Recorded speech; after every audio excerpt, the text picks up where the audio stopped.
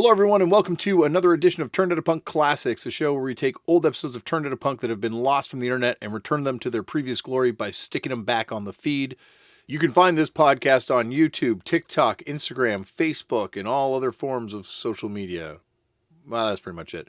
At Turned Out a Punk. You can find me on Twitter or Instagram at Left for Damian. I play in a band. More information can be found at fuckedup.cc. Now sit back, relax, and enjoy another TOAP classic. Davey, thank you so much for coming on the show. It's been a long time that I've wanted to have you on the show, but I was hoping we could just do this in person, but I figured let's just jump in and do it because, my gosh, do I have a lot to talk to you about. I cannot wait, my friend. It is a pleasure and honor to be here. I'm very much looking forward to our conversation, which will certainly be long. Oh, yes. There's a lot of places to go. I got notes upon notes. And these are Get notes. ready, people. These are notes. Yeah. Go on, sorry. I was saying, get ready, listeners. Watch us transgress. Watch us diverge. Oh, yes. But I've a lot of these questions I've had naturally built up for, years now, because I've known you for years, but that will come up, I'm sure, in this episode. I don't think we'll get to everything today because there's a lot to get to, but I like to do multiple parts, but we will get into that at the end of the show. Let's start off at the beginning, which is, Davey, how did you get into punk? Do you remember the first time you ever heard it? Well, it began for me with not the sound. If we're going to bring it back to its inception and its impact on me, first and foremost, it was the pop culture in a way. And so as I was growing up, it was, it was on TV. It was in Chips. It was on Phil Donahue. It was at the mall. The mall punks were there and the death rockers were there. And I was enamored of the look. I was enamored of, the big hair and the leather jackets and the logos that were so alluring. And I didn't know what they were, which, turned out to be Neubauten logos and Skinny Puppet logos and Dead Kennedys logos and Black Flag bars and Christian Death logos. And as a child, I was fascinated and drawn to that. And I remember actually, 6'6" Sputnik, they looked wild at the time in that era. So I remember, looking at the cover of Flaunt It and just wondering what it sounded like, and then eventually learning what it sounded like and very much loving it, that not being punk. To get to the sound, then later I started skateboarding when I was 8 years old, which was a long, long time ago. Mm-hmm. And then from skateboarding, reading Thrasher magazine, and that directed me. There was Notes from the Underground, and there were the ads, and there were the sessions T-shirt sales that had all the Bauhaus shirts and the Drunk Engine shirts, and they were all there, and there was articles on all the skate rock, and it was a connection between skateboarding and punk rock, which was very strong back then, that actually introduced me to the music, which I went out and found myself. The first music I actually went out and got myself was not punk, but was Devo and Duran Duran and Culture Club. And then eventually skateboarding got me into punk. When you mentioned that Thrasher article, Notes from the Underground, that was Pushead's column, right? Was that? No, the Puss Zone was Pushead, right? Yeah, that's right, Puss Zone. But he would talk about a lot of the goth stuff too, right? Yes, there were both. So Puss Zone, both of those were Puss Zone would talk about music, and so would Notes from the Underground. There was a third music section in Thrasher, and I can't remember what it was. Aside from the cassette reviews, there was a third. But all those would talk about bands, and then you would see Sawin, you would see Sam Hain on the cover of Thrasher magazine back then, and and they put out skate rock. They put out all those cassettes, and there's Crumbsuckers and JFA, and there's such a direct connection between the music and that culture, that it was easy to go from one to the other, or vice versa. Were you kind of like finding out about these bands like, you know, Devo and Duran Duran, I guess specifically, was that on radio at the time, or was like MTV a thing for you yet? Or That was okay. Now I didn't actually have MTV where I lived, but I would go to friends' house and watch MTV. But because at that point it wasn't everywhere. We had Friday Night Flight, so I would stay up till like midnight if my parents would let me. I mean, I was a child, but I was just so into it, and you'd see Whip It. You know, and you'd see, and the Honda commercials, you know, you'd see Adamant and you'd see Devo in the Honda commercials. And so that was all there. So video really informed me. I feel like, I mean, Duran, a lot of those new wave bands were on the radio. There was an alternative. At this point, I was in Sacramento, California when I was a kid, and there was an alternative station there that would play The Cure and Human League and things like that. So it was around. And I remember hearing it.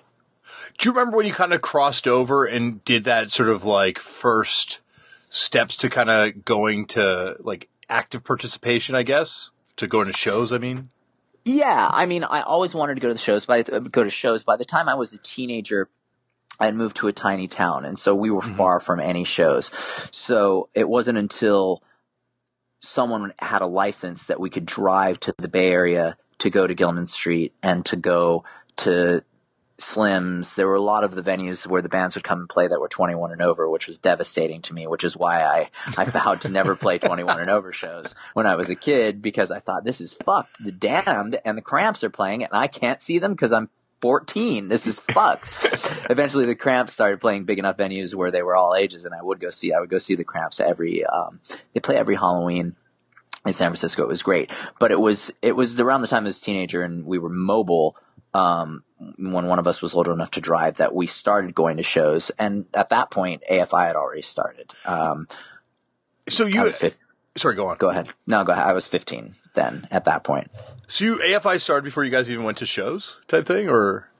Well, we were going to shows a little bit before AFI started. We were going to hardcore shows. Now I've been seeing concerts since I was very, very young. Yeah. But as far as like punk goes, it started shortly after we started going to shows. I remember one of the earliest, like the first show I saw at Gilman Street was, I think the one time Screeching Weasel played in Berkeley, and Ben got really upset and walked off stage, and I think the Queers played, and I think it was the show that Miriam, fucked herself with a banana on stage when the Insaints played. I was a kid and I was speaking to her outside of the show, and she had blue hair and these striped tights, and I was losing my mind because there were no girls like that around the small town that I lived in. So I couldn't believe that I was standing there talking to an actual like punk rock girl who was talking to me. And then later she was on stage fucking herself with a banana. So that was cool. That's like a legendary show too, because I think like there's a live recording of that. And Screeching Weasel, don't they get like cream pied or something? Yes, that's the thing. Which was, I guess Ben was. I don't feel that was an assault. I mean, that was so common to play those shows back then, and have someone, throw some like cream pie at you, or like, I had a trash can thrown on me out of love once. Those kind of antics were just constant at Gilman Street. Andrew Champion used to, people used there was a period of time where there would be stink bombs opened at shows and everyone would have to leave. It would be terrible. And then I couldn't believe I found out it was Andrew. At least he claimed it was him. I'm like, you fucking asshole. How are you the one that's doing this? This is insane. This is the worst. I remember Randy from, Never Healed telling me one time that when Heckle played, they pelted Heckle with something. Well, it was Heckle AFI playing. Yep. And he got like tackled by one of the dudes in Heckle, and it like, fucked up his knee for life. Oh, wow. Yeah. It's funny because when I was talking about this kind of splosh thing that would happen at Gilman Street, I was picturing that show where Heckle, like it was like a mess. But it was out of love. I can't remember what the items were. Now, were they attacking Heckle or Heckle attacking people? I think they attacked Heckle. I think they were like, it was Randy and a bunch of sort of like Bay Area kids. Yeah. Lovingly, as you say. Yeah. Like pelting Heckle with stuff. And then I guess it just at the time, like, I don't know if I presumed it was loving at the time. I was like, whoa, people are just like showing you they love you, Ben. But at the time I wasn't as aware of how vocally negative Ben was towards the East Bay. Yeah. Like I didn't realize how much he hated it and how much he, talked about it. So I don't know what it was, but yeah, that was the show where he got like banana cream pie, and then he left like 6 songs in. That's awesome. So we're like, did you meet like, AFI and Loose Change were like when you moved to Concord? Where's Concord you guys lived, or? No, I've never lived in Concord. Concord is horrible. Okay, sorry. And anyone who lives there will attest to that. That's not, not that where AFI started was, much better, but AFI started in this little tiny agricultural town, which is 2 hours north of the Bay Area. Okay. Concord is much closer to Berkeley and Oakland. Weird. I moved to, this town called Yukaya, California when I was 12. Yukaya, that's it. Yeah, I was like 12 years old, and, I was in junior high, and that's when it was when I was in junior high that I first started listening to Circle Jerks and the Dead Kennedys and Black Flag and Minor Threat and, that genre of punk. And then I was at Catholic school. So there were two other kids there at all for a second, and they both left that were into anything. There's this death rock girl who was 2 years older, and then she was gone, and then there was this skater named Tucker, and then he was gone. He went to like the hippie school, and then I was alone. And then when I was in high school, I met Vic and Mark, who that's when we started AFI. We were sitting at lunch, and we decided, we were like, hey, let's start a band, and none of us could play anything, and we called dibs on instruments, and Mark was like, Adam plays drums. Let's go ask Adam if he wants to be in our band. Oh, that's how it all started that day. Yeah, on that day at lunch in like 1991. So, and you guys did you put out a demo tape, or did you start putting out 7 inches like right away? We played like 92, right? The first 7 inches. We didn't really put out demo tapes, but we recorded them. There were 2 demo tapes. One was called Cool Like Jonna, and one was called like Cooler Than Jonna or something. They were just these white dub demo tapes. They had no J cards. They were nothing. They just had these songs that we recorded actually in the 4-track recording studio of Bonnie Raitt's brothers, whose son was a friend of ours, and whose other son is now in Los Angeles and is a working actor who's a really nice guy who turns out to be friends with my brother. Wow. Small world.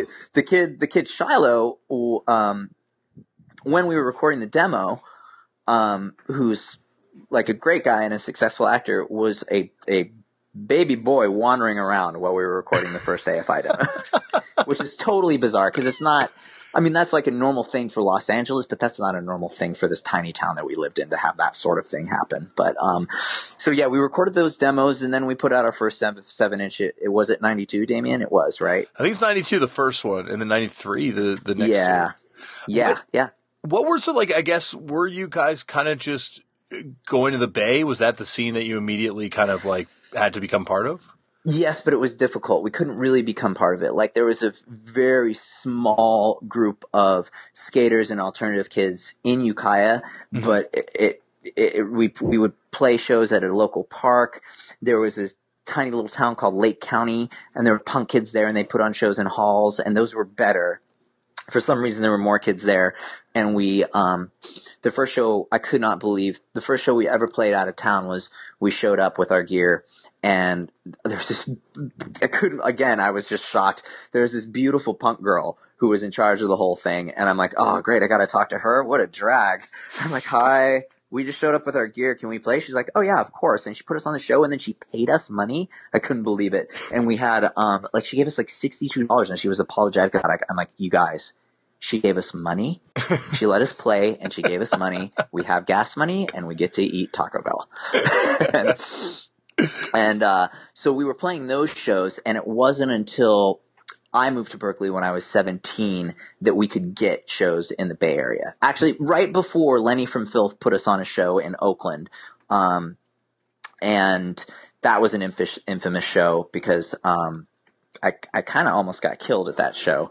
There were about 8 people there, and one of them was high on crack and went from loving us to deciding that he thought I was singing white power lyrics. Whoa. So he went from like being totally into it to putting me in a headlock, and this was a giant buff man.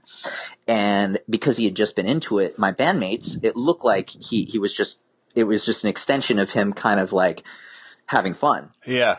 And he has me in this headlock, and he has me bent over, and he's telling me, end it. I'm like, end what? Let me go. He's like, end it, or I'll break your neck. And he squeezes his arm, and I'm telling you, he could have broken my neck. Yeah. And I could feel like all the blood rush to wherever it rushes when something like that happens. And I go, okay. He's like, apologize. I'm like, for what? He's like, you know what? And I'm like, I have no idea. I'm like, I wronged this man in some way. I apologize. Okay, next song is, he's like, no, end the set. And then Lenny took him off the floor, because it was a floor and there were 8 people there. There was like this death rock girl named Gina and her boyfriend Nick, and then Lenny who put on the show, and maybe 4 other people. Manumission played, and we were too young to be in the bar. The bar doesn't even exist anymore. And so then after the show, I asked Lenny what was going on, and he said, "Oh, he's high on crack. He thought you started singing white power lyrics." Oh my god! I'm like, yeah, that's not what I'm into. He's like, I know. And then 2 weeks later, he got murdered. That guy? Yeah. Wow. Which is interesting, because I did wish death upon him. Holy jeez, that is terrifying, I guess. So sure.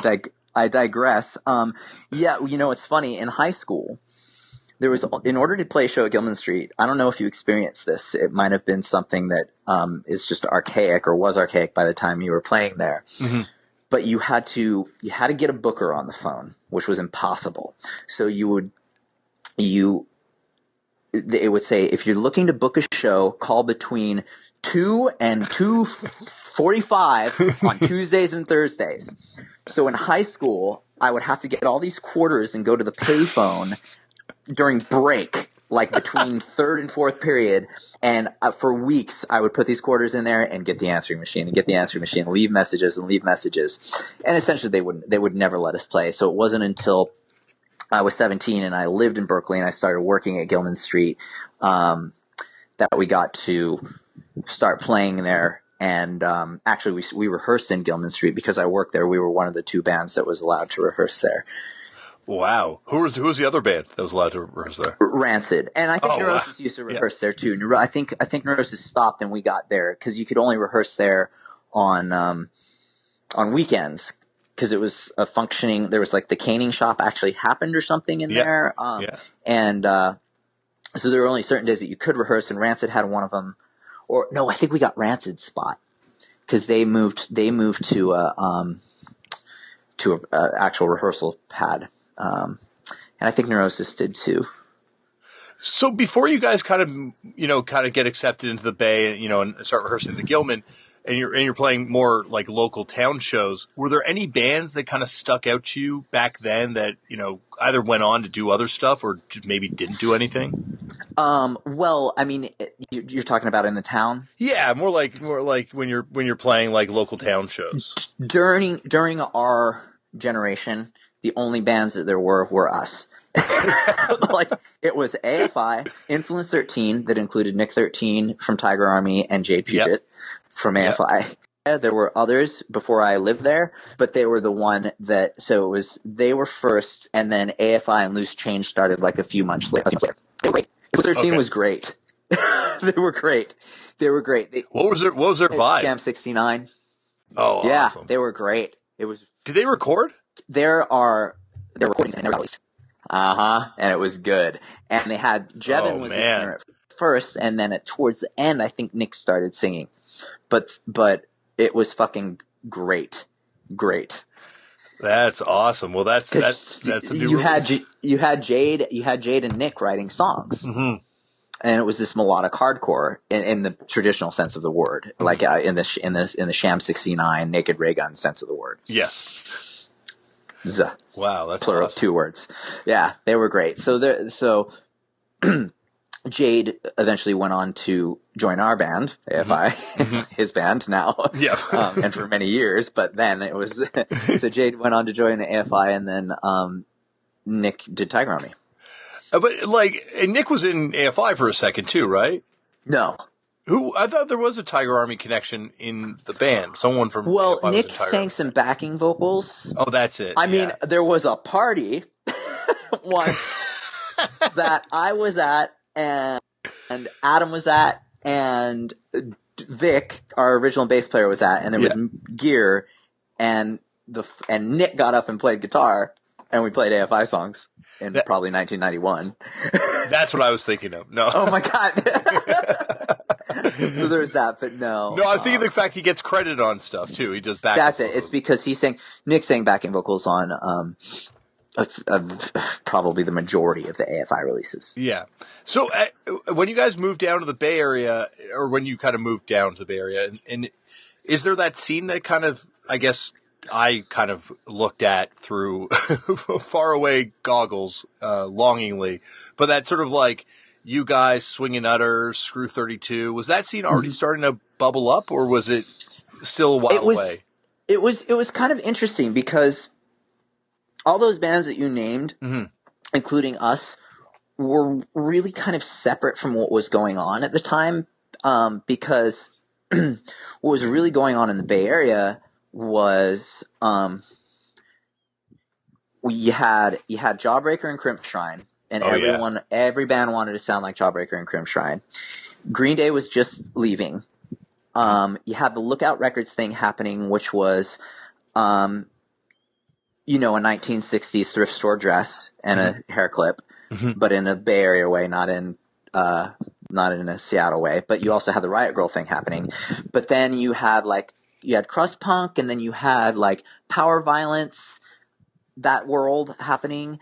And then a really strong emo scene with like the Kent McClure stuff having a big impact up there. Oh yeah. But what we were doing, no one really liked. Not at first. I mean, it was we were the Behind the Times thing, it wasn't the 80s anymore, but we were isolated, and we were looking at DC, and we were looking at Black Flag, and we were looking at LA hardcore. Yeah.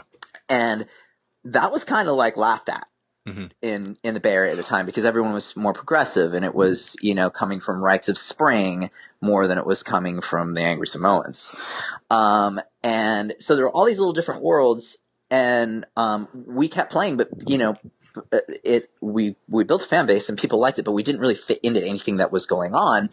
And Screw 32 just started happening around the time we lived there. And we had seen the Swinging Utters. We were Swinging Utters, big Swinging Utters fans. They had played one of the shows in Lake County. One of those shows were near our town. So we were fans, and they started playing. And then we all just kind of became friends, and it did start growing where we were we were that side of the This Is Berkeley, Not West Bay. And just to give you an idea, I do remember, I was talking about this in another interview recently. We found out that on the tour, the Black Fork, people, when they were touring and selling the 7 inches they got, as part of the deal, they were scratching off the Screw 32 AFI side. Whoa. Yeah. Beef. Yeah. That's what I heard. And we were just whoa, okay. Holy. Yeah. So just to give you an idea, because, we weren't cool.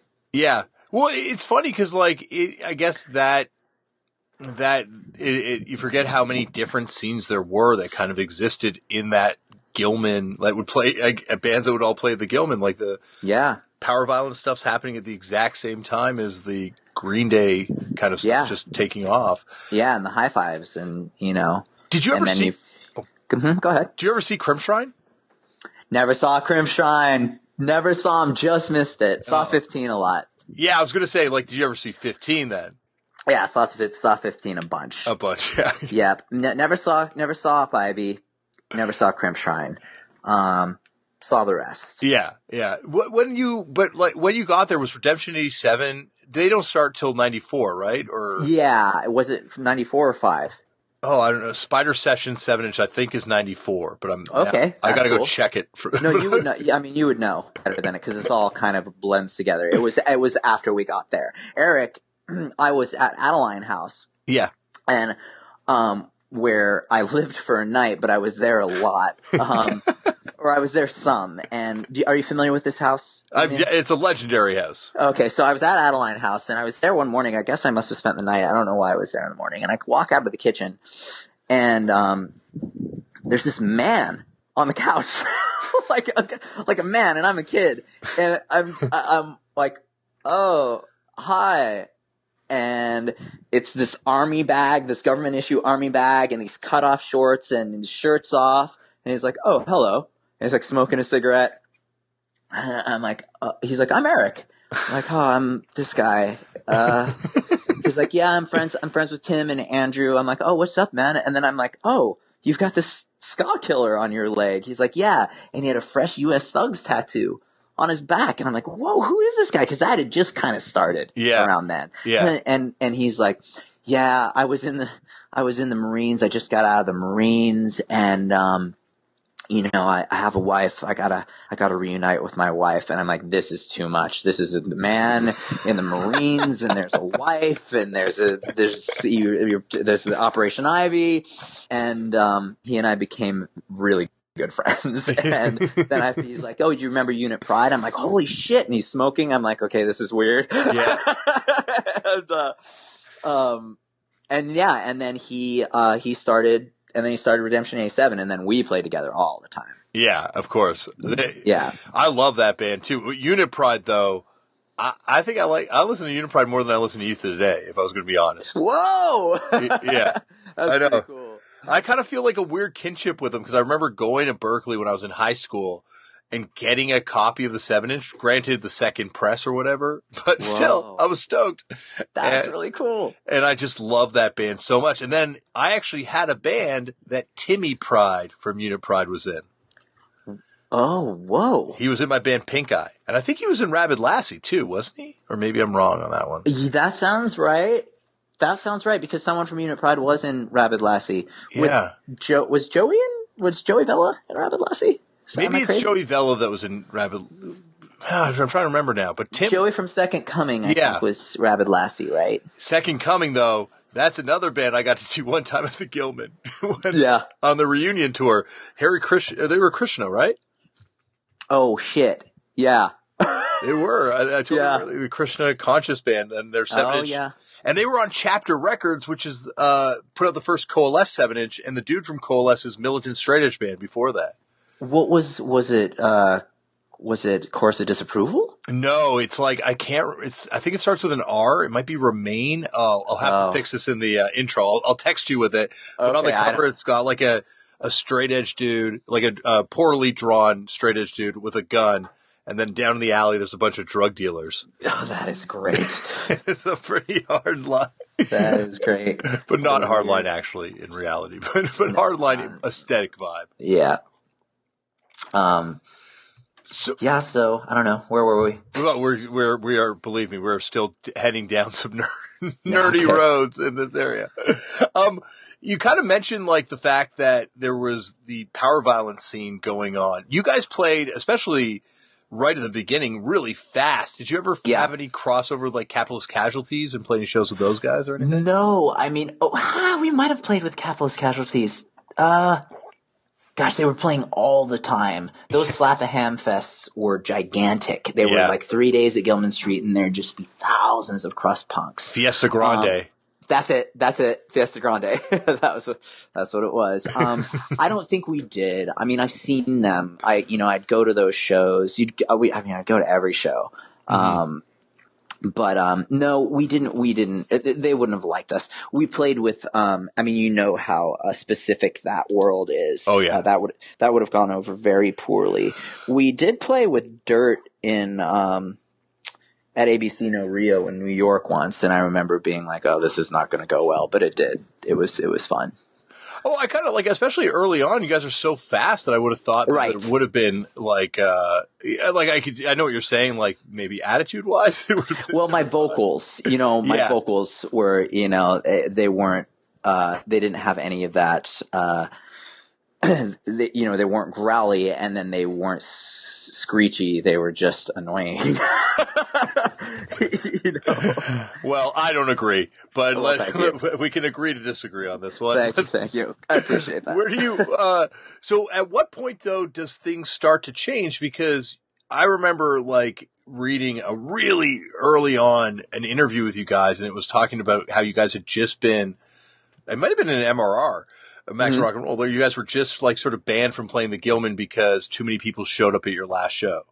Oh, well, we weren't banned. Not banned, but it was or forbidden from playing because of the reason. No, we weren't. No, we weren't. We weren't forbidden. We were just we can't do this anymore. Okay. Because it was becoming dangerous. There was a show with us in the Swinging Utters where someone broke their leg in the middle, and it was always oversold, and someone broke their leg in the middle of this room that had a legal capacity of I don't know what it was, 348 or something you used to see on the wall, and there were 750 people in there. Mm-hmm. And the fire department came, and they couldn't get the person out because they couldn't get people. It was, and at that point we were just we can't do this anymore. Mm-hmm. It's not a good idea. That was around 1997. And from there, we just started playing, bigger venues in the Bay Area. And that was the same year that tour changed for us. That was the first year on Shut Your Mouth and Open Your Eyes was when we went on the road, and suddenly there were people at our shows, and it was monumental. But you guys had done that huge, that Rancid Out Come the Wolves tour before that too, right? Totally. But everyone was there to see Rancid. I mean, it gave us a fan base in Canada. Yeah, that's what I was going to say. Definitely, because that was the point where I felt you guys from that point on were a legit punk band in Canada on the top tier of punk bands in Canada. We purely have Rancid to thank for that. We toured Canada a couple times. They brought us there, and Canada was like, "Oh, yes, please." And then we came back, and it was great. But at that point, once we came back, I feel the next time we came back was probably Shut Your Mouth, right? Was that tour, was the Out Come the Wolves tour, wasn't that 96? Or was it 95? 95. Oh, okay. Okay, so yeah, that's right. Because then when we came back on Very Proud of You, we had a fan base in Canada. Yeah. That was much stronger than most places in America by that point. Oh, I guess it's weird because I don't really think about it, but I guess Canada was always, had a rabid market for punk because of, Quebec especially had such a rabid market for punk. But Canada gets on bands like 88 Fingers Louie. I remember reading an interview with them back in the day saying that they're way bigger in Canada than they were in the U.S. back then. Whoa, that's pretty cool. I mean, there was just that brief period after the Rancid tour where that was really the case for us too. And then by Shut Your Mouth, like most of America, it just kind of equalized at that point. So back to the Bay before we get to that point, because believe me, we move at a snail's pace on this podcast. Why would we jump ahead years?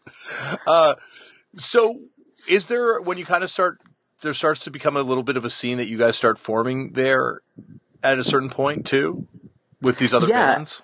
Yeah, definitely. We definitely had our peers were the Swing Outers, Redemption 87, Screw 32, eventually the Nerve Agents. We would always play shows together. We'd play house parties together. We'd play the co-ops together. And, we were drawing that group of people who liked that stuff. And none of us really sounded alike, really. But I think there was just a tone of otherness to us that people liked. I think we all had choruses. Yeah, I was going to say you guys there's a melodic side to all of you. Yeah. But sonically, you're right, totally different takes on a punk genre. Yeah, completely different. I suppose it was the kind of there were anthems in all of us, and that was there in the Bay Area, but most of the time there were melodic anthems. There wasn't as much of aggression to it. Mm-hmm. It was the Winona Riders, or it was Green Day, or so there was different angles of aggression to those bands, to the AFI and the Redemptions and the Utters. I think that just kind of was like a midpoint for that, as opposed to, the heavier stuff. It's funny too. Screw 32 is the one band out of that's kind of forgotten, I think, by the punk rock canon. Yeah. I mean, well, they did only release 2 records. 2 albums, yeah. But they're both great. I love both those records. I still listen to them. They're fun. Yeah, they were just really fun shows. They broke up. They broke up pretty early on. Yeah. And so they don't have that. They don't have that legacy that all the rest of those bands do. And though Redemption only had 2 albums, the Nerve Agents are classic, and they have that connection. And really, the Screw 32 guys. Forgive me, Doug. I don't know what Doug went on to do. I think he did go on to do a lot of other music, but unfortunately, none of them went on to do anything that would allow people to look back and go, "Oh, what was this?" Yeah. Well, and it's also, I guess, because they were kind of an outlier. Like even Redemption 87 fits in more with like a sonic kind of template, like of Youth Crew influenced bands, I guess. Whereas, like, where do you put like they're like such a Bay Area phenomena. They really were. And then, of course, Eric has like so much history and, Hardcore Hero, that one. Yep. And rightfully so. Well, we're going to get into Hardcore Hero because this is, you guys start going out on the road, and I heard a famous legend when I went to Berkeley for the first time about you, that you came back from a tour and you said, I'm going to dance tonight, like mosh tonight. And it's going to be different than anything you guys have seen before. But this is how they mosh on the East Coast. Is that a true story? That is completely untrue. What kind of maniac would say something like that? I'm not going to, this person. I'm not going to say their name. But I was like a 15-year-old kid lapping this up. Like, oh, really? Okay. Absolutely not. That's insane. I mean, obviously, I know what you're referring to, and for me to say that would make me the most lost kid in the Bay Area, because certainly that genre of dance made it to the Bay Area long before I lived there. Long before I lived there. That is really funny. No, I absolutely did not say that. Okay, well then, now we've corrected that historical inaccuracy. No, I meant more, I didn't mean moshing in general. I meant... No, I know what you mean. You mean like, I mean hard pitting. I know what you mean. You mean the kickboxing. I mean the kickboxing. Yeah, no, that was definitely had made its way from New York, well, probably before Gilman Street. Well, I was going to be like, if the hoods are in the Sacramento area, it's got to be spreading from that area. I mean, yeah, it was like, I mean, all those, there was the San Ramon Mosh Crew, there was Unit Pride. That shows that all the youth crew bands played Gilman Street. Yep.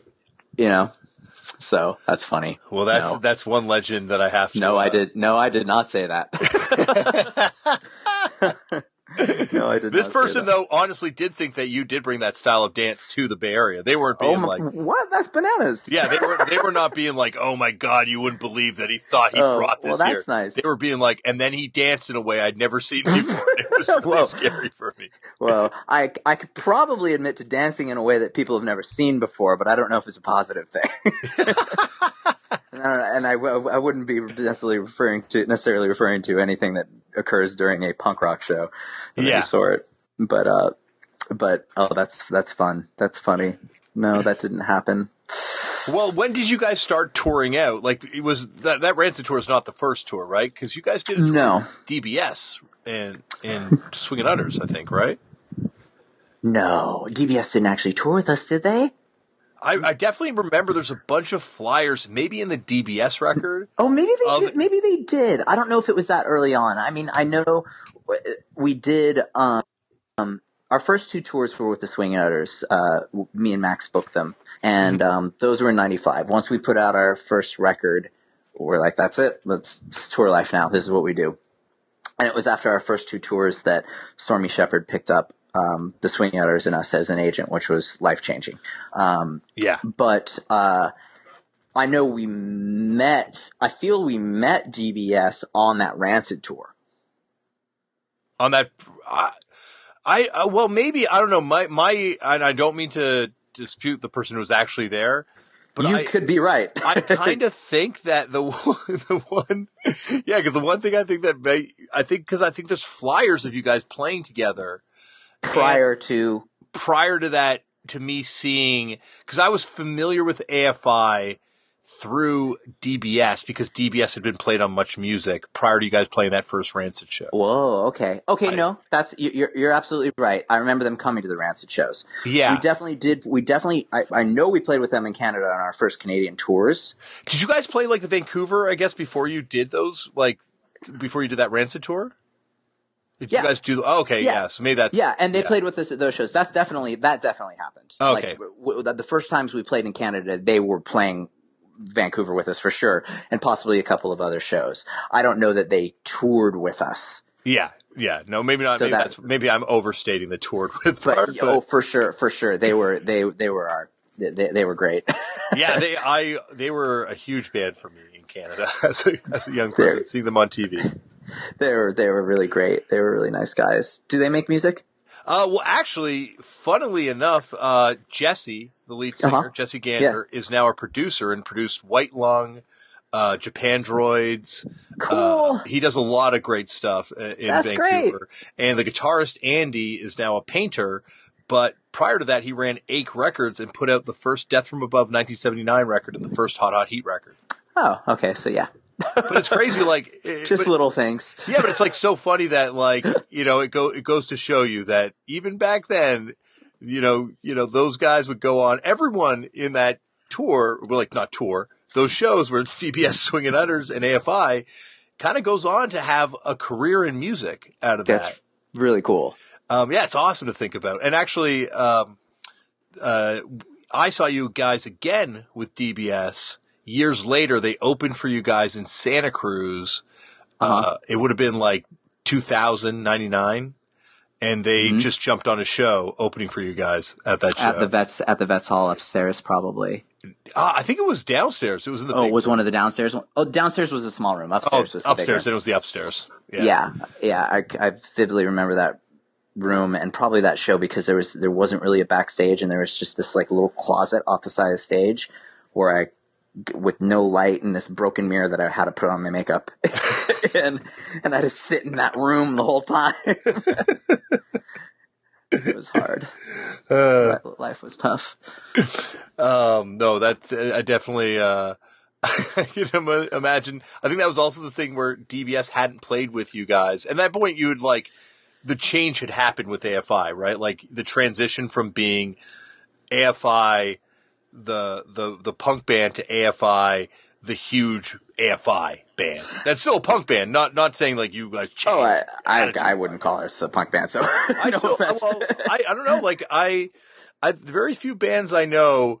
I can relate to you, Davey, the same way I related to you, which we'll get to hopefully in this episode, when I met you and actually hung out with you the first time way back in like 1990.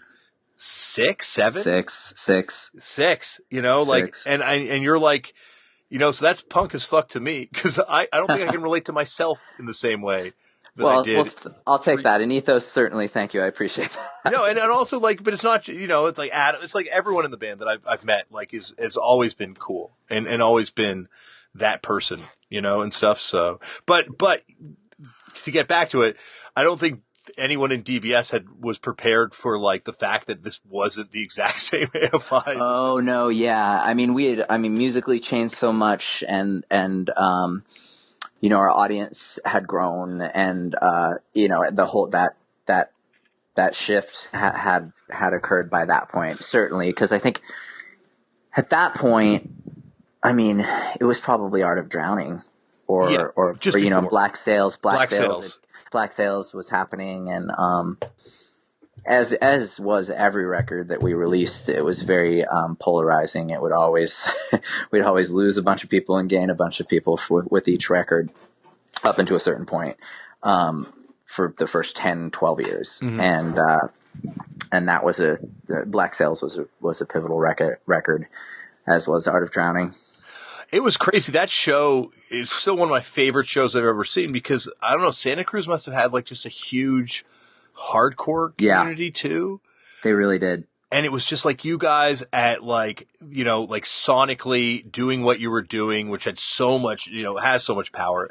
But like, you know, at that point, you guys becoming this band with so much power, but it's just like kids going off, like circle pits, crazy stage dive, people from Fury 66 stage diving and all this like insanity. I've got such fond memories of that Santa Cruz show. The Santa Cruz shows were always out of control because of what you said. The hardcore scene there was very strong. And, you know, and then plus you're in California and, you know, everyone's trying to outdo each other with head walking and diving and whatnot and just trying to keep the style tight, you know? Yeah. And giant circle pits, huge circle pits. Right. The California circle pit. California circle pit. So I guess like that Rancid, actually maybe even like, sorry, we are definitely going to a sales space with this, but with that Green Day thing, when that happened, did it change like the vibe there, like in the same way that Seattle was changed post Nirvana? Like were people like coming to the show like sleazy industry people or anything like that, or? Oh yeah, okay, yes. I mean, Green Day happened. I remember getting a call on my answering machine from like I wish I could remember specifically what major it was. I'm remembering an M, so I think it was like Mercury or something. Yeah. And I honestly thought it was the Punk Police. Like I thought, it's like, hi, this is fucking John from Mercury Records. We're really interested in your band. This is in 1995, so this is post Green Day, and I'm like. Right. And I played it for our bass player and laughing, like, just because that was absurd. But yeah, I mean, as you know, after Green Day hit, all the majors were trying to sign up anything for even us. We even got that phone call, which was madness because we were a hardcore band. Yeah. But, you saw it with Sam I Am and with Jawbreaker and, anybody who was melodic that, got anywhere near Green Day was getting the call. And a lot of them went for it. And unfortunately they didn't have the success that they deserved. And I think it was kind of, devastating in that respect. And, other than that though, like the shows themselves, you'd see like more crowd surfing, which is stupid. But that was kind of more of a result of that fucking Pearl Jam video. But other than that, there wasn't really anything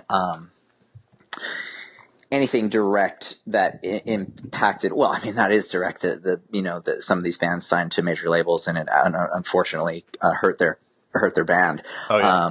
But other than that, I mean, the general, with the Green Day thing when it happened, it was such a big deal and everyone saw it coming and, everyone loved Green Day and was around for Green Day and friends with Green Day. So it was, just a celebration for the most part.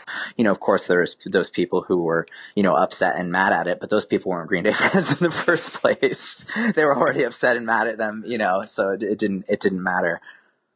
Well, and like that, you bring that up, and of course, like there's infamous stories about like you'd hear about Jello Biafra getting attacked or something. Yeah, like that. The Dead and Gone show.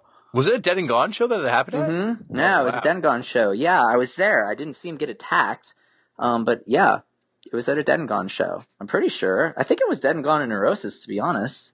Whoa, that's crazy. I think so. But yeah, and that's like. That's insane. So those kind of things did happen. He did get hit with a cane.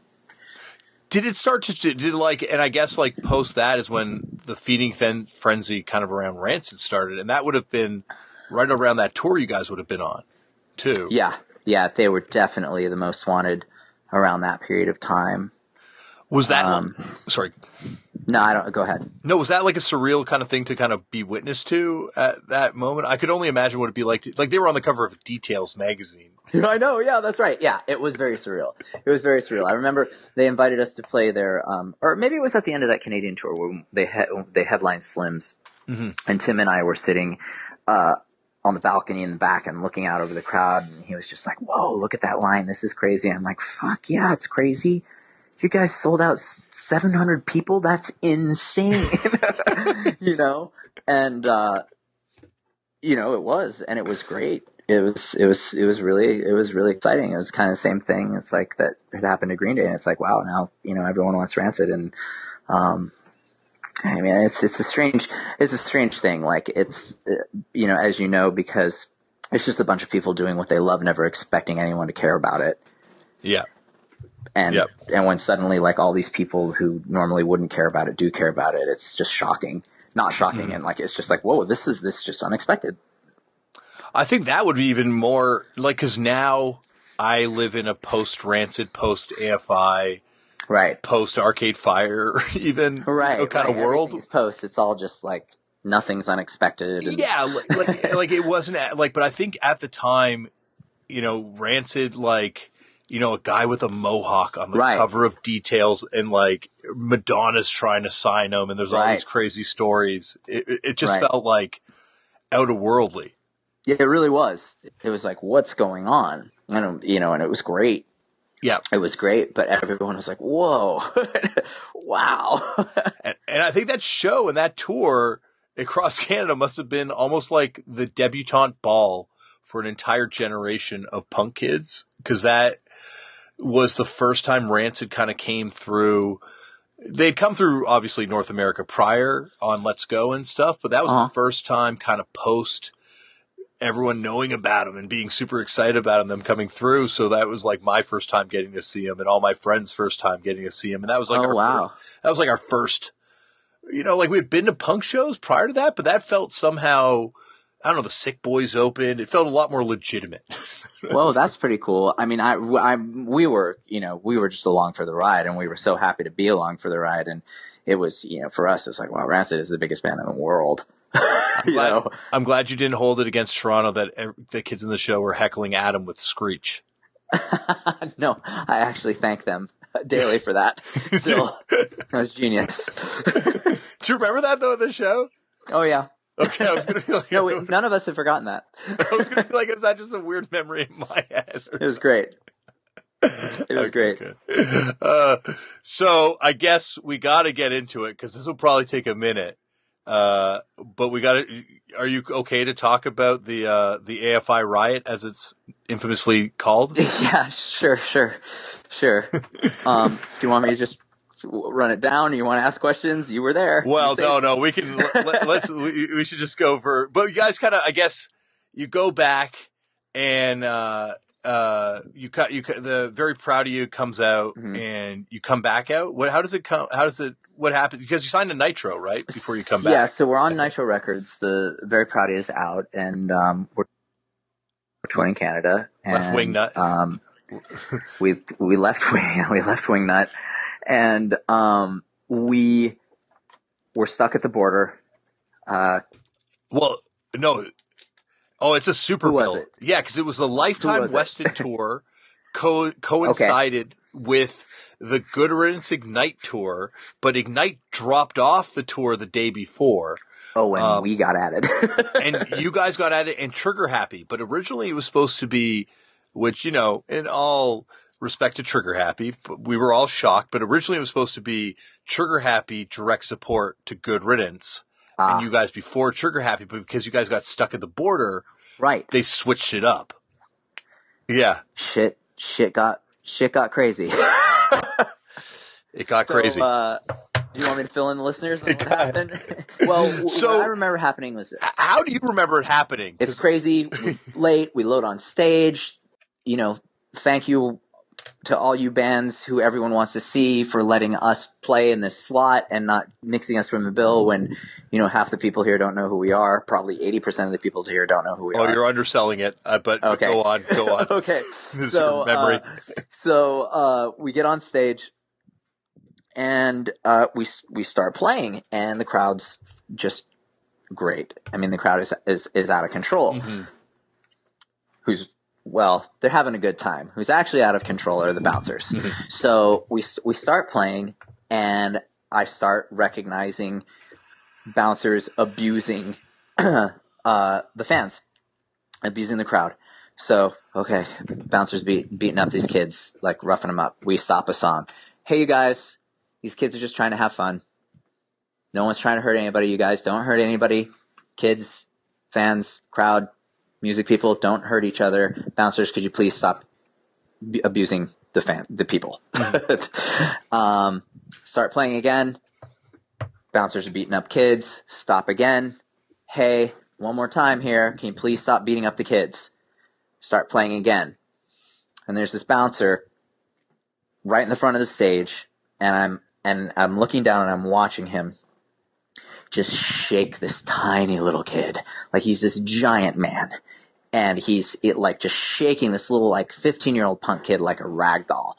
And I pull the mic away from my mouth, and the band's still playing, and I'm yelling at this guy in his ear. I'm yelling, let him go, let him go, let him go. And he's ignoring me.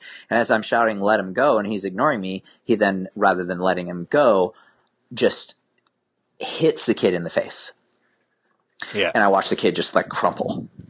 And I flip. So I grab the mic, incensed that he did this, and I say, this guy just hit one of you, get him. And thus ensues what is known as the Toronto Riot. The Toronto Riot. The crowd attacks all the bouncers. Yeah. The bouncers flee the building. The crowd gets locked in. Everyone gets locked in. The lights go on. The promoter's on stage screaming at me. Adam comes out behind the drums, and I'm screaming. I'm flipping. And Adam comes out from behind the drums and grabs me and says, Dave, you don't want to be responsible for people's deaths. And I said, oh, yeah, that's probably true. So I get on the mic. The lights are up. Everyone's flipping out. I calm everyone down. I apologize for what I said. I said it was wrong, which it was. Mm-hmm. And the sound guy has our back because the promoter's shutting down the show and the lights are on. But he's like, I'll do your sound. And I said, okay, this guy has our back. We're going to keep playing.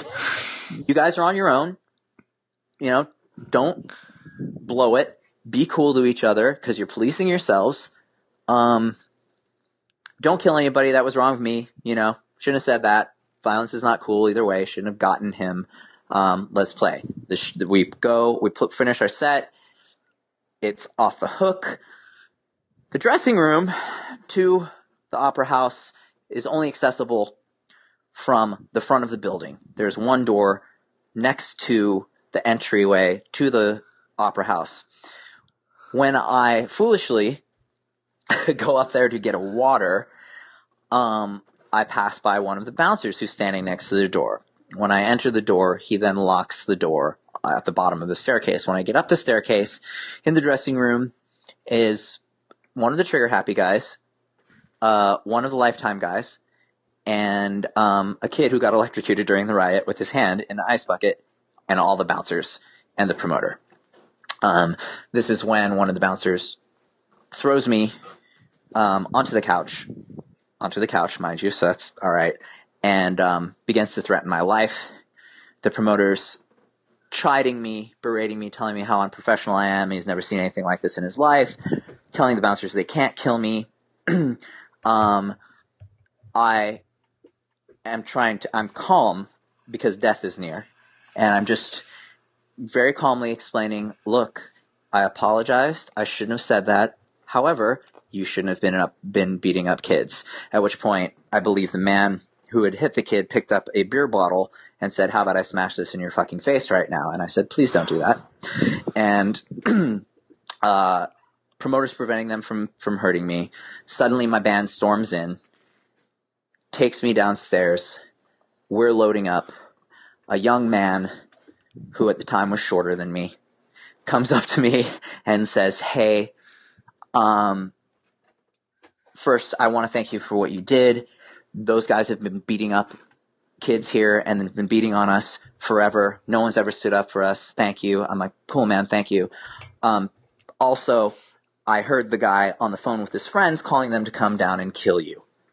And I said, oh, that's a drag. We don't want that. And then he said, you could come hide in my mom's basement. So I went to your basement, and we had no cell phones. And I think you gave my bandmates your home phone number. They loaded up the gear. I hid in your basement. We became friends. Oh yeah, that was a big night. How was that? Was that close? Very close. You got more details. You actually reaffirmed a lot because this has actually come up on the show a couple times, and it's almost like we've heard so many different like versions of it. All of them are like that was the day that AFI liberated Toronto, basically. Because it was that the people that had jumped up and did security that night, you and Exall, who's like a concert promoter that gave most of the bands that have come on this show their first gigs in Toronto. But he was the guy that did front of stage security after, because all the security guards quit to try and kill you. Right. And he was the guy doing, helping, people stage dive and stuff afterwards and stuff. Oh. And that was also a time when Jeff Cohen, JC, who was a concert promoter and is a concert promoter in Toronto, does collective concerts, like a huge concert promotion company, to start to use, instead of security guards, like getting kids from, when I say kids, like young adults from the punk community to do front of stage instead of bouncers. And that, no way. I didn't know that. A lot of positive stuff came out of that. Also, on that long walk, because I did make you walk like 45 minutes to my house, because I did live there, kind of a far walk from the venue in retrospect. I mean, how far does one need to walk to escape murder? True. I'm glad you look at it that way. Yeah. But that was also when you convinced, well, not convinced me, but, talked to me about straight edge, and that's the night I went straight edge. Right. That's right. You asked me all about 15 it. 15 years. Fantastic. Yep. And also that was the night that we informed you that Guttermouth had stolen Five Knuckle Chuckle's song. Whoa, that's right. No surprise. No surprise. The men who thought it funny to put meat in our food. Did they do that? Mm-hmm. Whoa. Hell yeah. That was also, you know what? I kind of feel like that was the night we woke you to Guttermouth, because you were like, oh, I'm hearing kind of sketchy stuff about him. Oh, man. And we were like, yeah, no, they like stole this band's song and blah, blah, blah. Oh, man. Yeah, those guys are from a completely different community. Yeah. Yep. A lot of circle pits, though, in that community, too. But yeah, circle pit doesn't always represent something positive. No, not always. I probably these days, rarely. But that night, like, playing in a band now, and recently I was beaten up on stage, off stage, but on stage, like, it fucks with you. Like, did that night fuck with you afterwards? Yeah, it shook me. Well, I mean, Stormy got on the phone with me, and it was the first time I'd ever been scolded by Stormy. Now, she was very nice about it, but she's like, you can't do that. And I'm like, I get it. I don't know what, I don't think I'm saying this as a responsible adult, and I don't want you to be responsible for anyone being killed, but I don't know what you were supposed to do in that situation. Yeah, it's kind of what anyone would have done, and I understand that. And she explained to me, she's like, I get it. I get where you're coming from, but then there's a riot. Yeah. And I'm like, I get it. Many innocent could have been injured in that. And, but yeah, it stuck with me. I was very delicate with what I did and didn't say on stage from then on. In fact, like, in experiencing similar emotions, a couple of years later, it still stuck with me. So when in like 2000 or 2001, I'm playing this venue, in Pomona, California called the Glass House, and someone, we go out to start, it was Art of Drowning era. I can remember the intro, and someone, sprays us with a fire extinguisher, and I inhale it thinking it's a fog machine, not our own. And so it sucks the oxygen out of my lungs. So we can't start. I'm choking, and I go off stage and now I know what not to say, having learned from that. So all I say is that, I just really hope very bad things happen to that person. And luckily we have wonderful fans who made sure that happened to that person, as I understood it. Yeah, I would say, that era of AFI, the fan reaction of their securities attacking you, get him, probably would have seen dead people. Yes, actually, if it had been years later, it would have been very, very, very, very bad. Very, very bad. Yeah, like I think. Luckily, you were at the ascent point. Yeah, I hope that man is not listening to your podcast, because as I understand it, from people who visited Toronto many years after, who would encounter him, if he encountered anyone from the Bay Area, he'd mention me and that he still wants me dead. Yeah, and then I think it eventually, because you guys did play that venue when like a couple years later, and it was. Did we play the Opera House again? Yeah, you played the Opera House, and it was the first time I'd seen you walk on hands. Oh, okay. And it was crazy. I just couldn't believe it. Well, you know, the hand walking is just an accident. It was like a weird product of I mean, because I used to head walk. Yeah. and then suddenly head walking turned into people holding up their hands. That's right, because you head walk like crazy in that video. That's the Hopeless video, the video on the Hopeless record. Oh, okay. You see it, yeah. Because I remember, you know, it's funny. Eric Hogan, rest in peace, who was a tattooist from the from Sacramento, who's not with us any longer. But he, I remember him saying to one of my friends, he recounted this to me, like, "Man, I like Davey, man. I saw him walk out on kids' head. He ran across kids' heads, stepping on like people's faces, girls' faces. He didn't give a fuck. I like that kid." and it turned into that. It turned into the hands, where I couldn't head walk because people were so prepared for it. Yeah. And people were there to support you at that point. People were there to support me, which is nice. It's a strange result of that behavior. Yeah, because I think also that became for a while like a boogeyman thing for bands, like, you know, people to tell Bay Area bands or not Bay Area bands, just touring American bands about the AFI thing that had happened at the Opera House, and like, oh, you got to watch out for the security there. Yeah. Like, I like, because I remember hearing that stuff too, but I don't remember anything ever happening. And you know, maybe I'm misspeaking when I say this, but I honestly don't remember anything ever happening like that ever again. That's great. Yeah, like it really changed the kind of it changed the way people police shows for the better for a while. You know, it's probably sucks again now. I don't know. That's cool. Well, I mean, I don't know if are there those types of shows anymore? There are still shows like, yeah, there's still like, you know, big shows. Yeah. Not like that though. Hey everyone, for the past few months, Factor has been sponsoring Turned Out a Punk, which has been amazing because in addition to helping me bring this podcast to you each and every time, it has also meant that I have had delicious, ready-to-eat meals waiting in our refrigerator. So for myself, when I'm hungry, I don't have to worry about what I'm going to cook myself. There's a ready-to-eat vegan meal for me.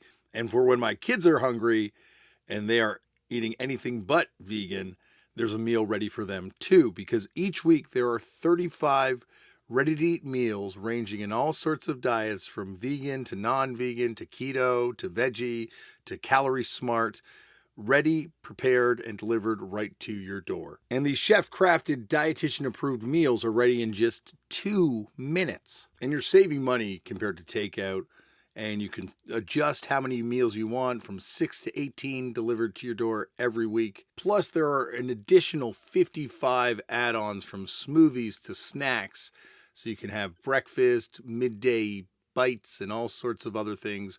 So why not give these heat and ready-to-eat, no-fuss, dietitian-approved, chef-crafted Factor meals a try? Head on over to factormeals.com/TOAP50 and use the code TOAP50 to get 50% off. That code is TOAP50 at factormeals.com/TOAP50 to get 50% off. And thank you to Factor for supporting this show and feeding me and the kids. That is like, I look back on that. That is like a mega confluence. Like, talk about some weird bands to meet one night, like Lifetime, Weston, you guys, and Good Riddance. And if Ignited played, obviously you guys and Good Riddance have played subsequently and came back on tour together. Yeah, after that. Yeah. And boy, let me tell you, Lifetime had my back.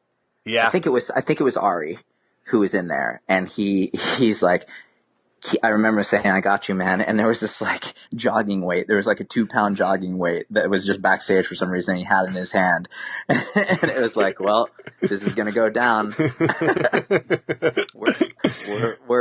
crap, but I got this jogging weight. How would that have altered the course of alternative music history that night if it had gone down? A little bit. It could have changed things.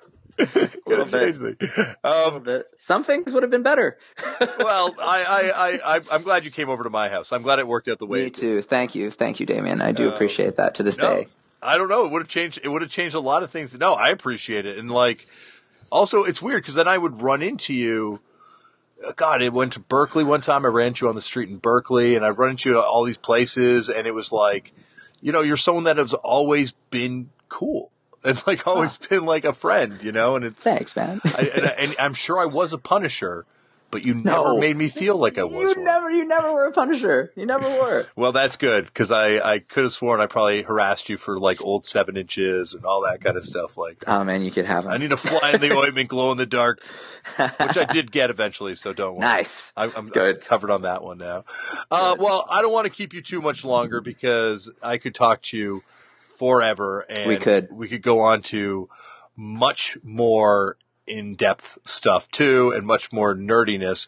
But I kind of wanted to just touch on like that moment where you felt that things had really changed as a band, and it was like you were becoming that where like the fan base was transitioning to becoming that live and die by you fan base. Well, there wasn't a moment, and it was a gradual thing. Honestly, what I mentioned earlier, one of the most striking periods for us was Shut Your Mouth, because that was the period where we went from touring and no one being at the shows, and the shows, the venues being closed, and the flyer being a cocktail napkin pinned to a door in a bar, and to people being at the shows.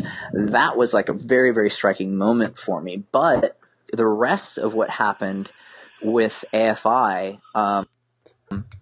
was just such a gradual thing, and that points to what we were doing artistically too. We just grew, and as we grew, this community started to form, and it wasn't a moment. There wasn't like, whoa, this is happening. It just became what was. It's kind of like watching yourself grow older. You're like, well, I don't know, I kind of feel the same. Oh, wait, I'm old. I still feel 15. Hold on. I'm 60. Yeah. Oh, God, do I know that. Yeah, I know, we know. It's like having kids in your life is like having a candle burn in front of you. I cannot. I can't even imagine, and that's got to be such a striking, life change, and then there's a very specific event that occurs there. Yeah. Whereas, like, what happened with the growth of, this band that was once a hardcore punk band into, whatever it is now, and the path that it took was just, it just went. It was just this organic thing, and there wasn't a moment. When you guys did a Filth cover on that record. Yeah. Was that like kind of a way of like making peace with that old scene that you were never really a part of?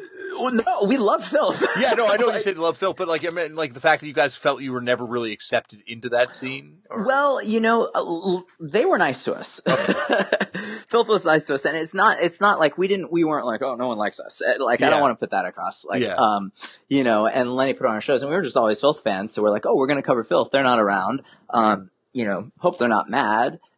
And I don't think they were. Oh no, they're definitely stoked about it. I could not do them. I don't know, but that was such a great song. We were such Filth fans. It was, none of that was, to say something like that was, we were never consciously really doing much. It wasn't, there was, we were kids, and we were punks. So we were just doing whatever we felt like.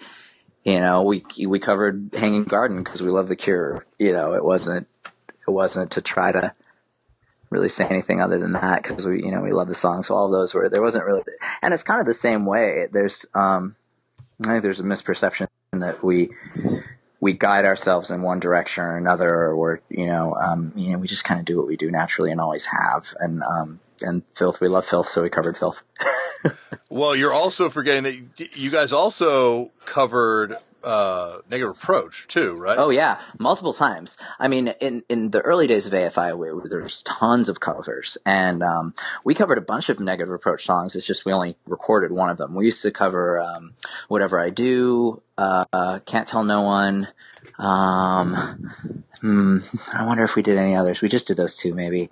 But which one did we track? You tracked it's on the Pushead comp. It's "Whatever I Do," right? Yeah. No, yeah. Is it "Can't Tell No One"? Is it? I don't know, because we used to play both, check. but I can't remember. I think it's "Whatever I Do." Is it maybe?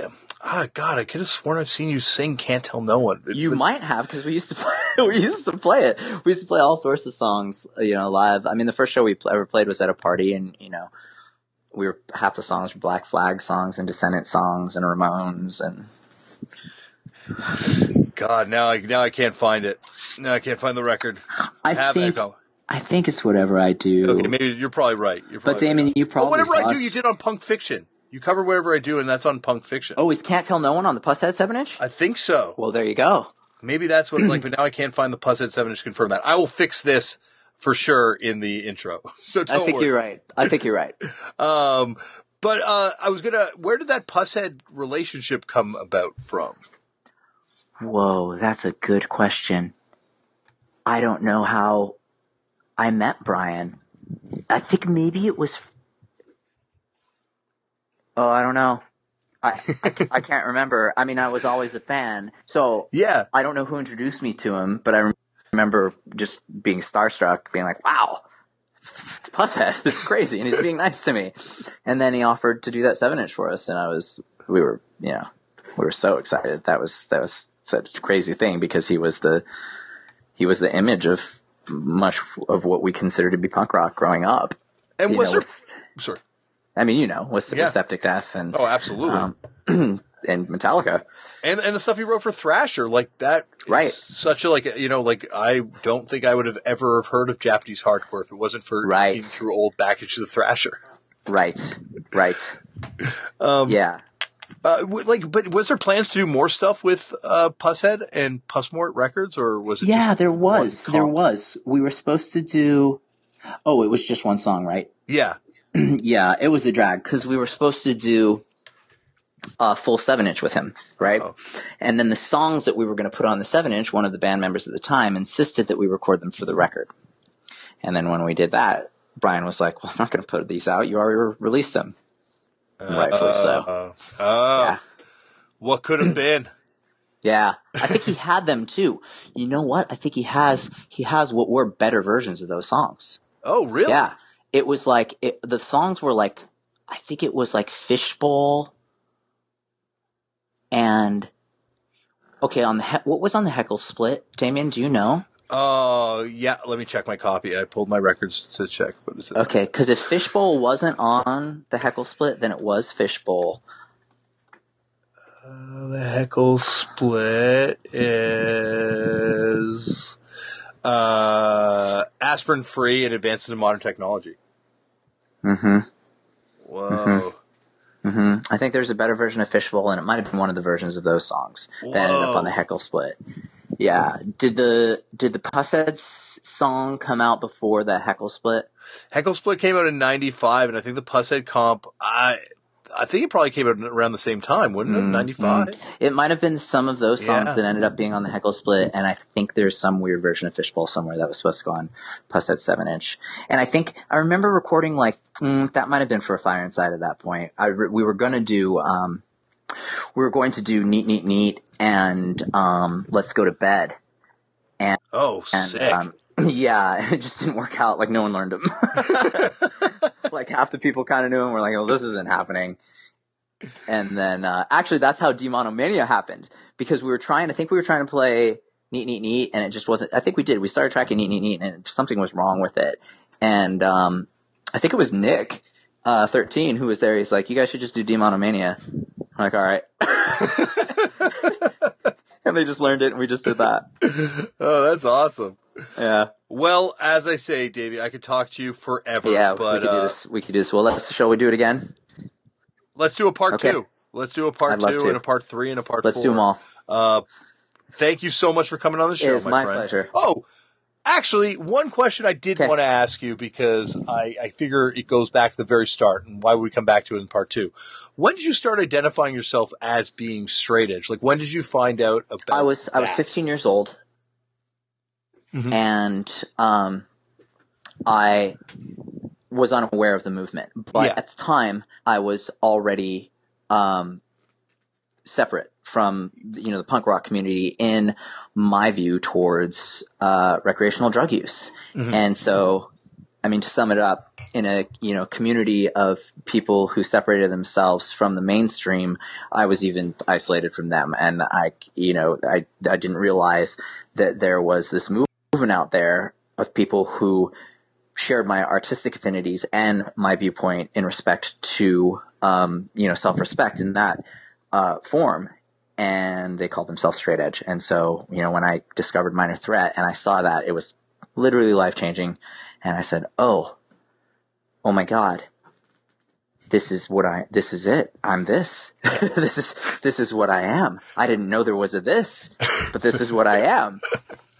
Were there any straight edge bands at the time? Like, who were the straight edge bands? Because, Unipride, as we talked about, they had broken up by this point, but I didn't know them. I mean, we were isolated. So where we were, there's no internet. Yeah. And we're in the middle of nowhere. So really the information we're getting, we're scavenging, we're going to cities and we're trying to find zines and talk to people at record stores. And, this was still at a time, even though it was the 90s, because there wasn't an internet and Green Day hadn't broke yet. This was still a time where if you saw somebody in a Skinny Puppy t-shirt or a Black Flag t-shirt, you talk to them. I mean, unless it looked like they were going to beat you up, and even then maybe.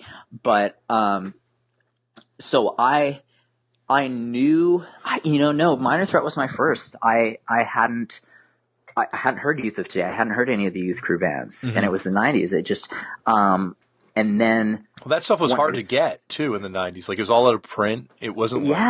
It wasn't around, and we were on the West Coast, and so then, I would go to Epicenter in San Francisco when I could, and then I found Gorilla Biscuits, and I found Youth of Today, and then there were Youth of Today cassettes, oh yeah, this is that, and this is that, and it just went from there. But it was always Minor Threat and Dag Nasty. Oh, can I say those incredible record? Oh my God. I warped the tape. Tape warped listening to it much. Man. Well, now I made the mistake of looking at my question sheet, and I have to ask you, how did the relationship with Sessions catalog come about?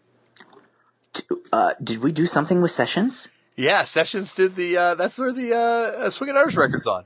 Oh my gosh. Okay, that was them. Because Swingin' Utters are Santa Cruz. Yeah. We're from Santa Cruz, and Sessions was Santa Cruz. Now that, as I happened to have mentioned 2 hours ago in this interview, you might recall Sessions catalog was a big deal.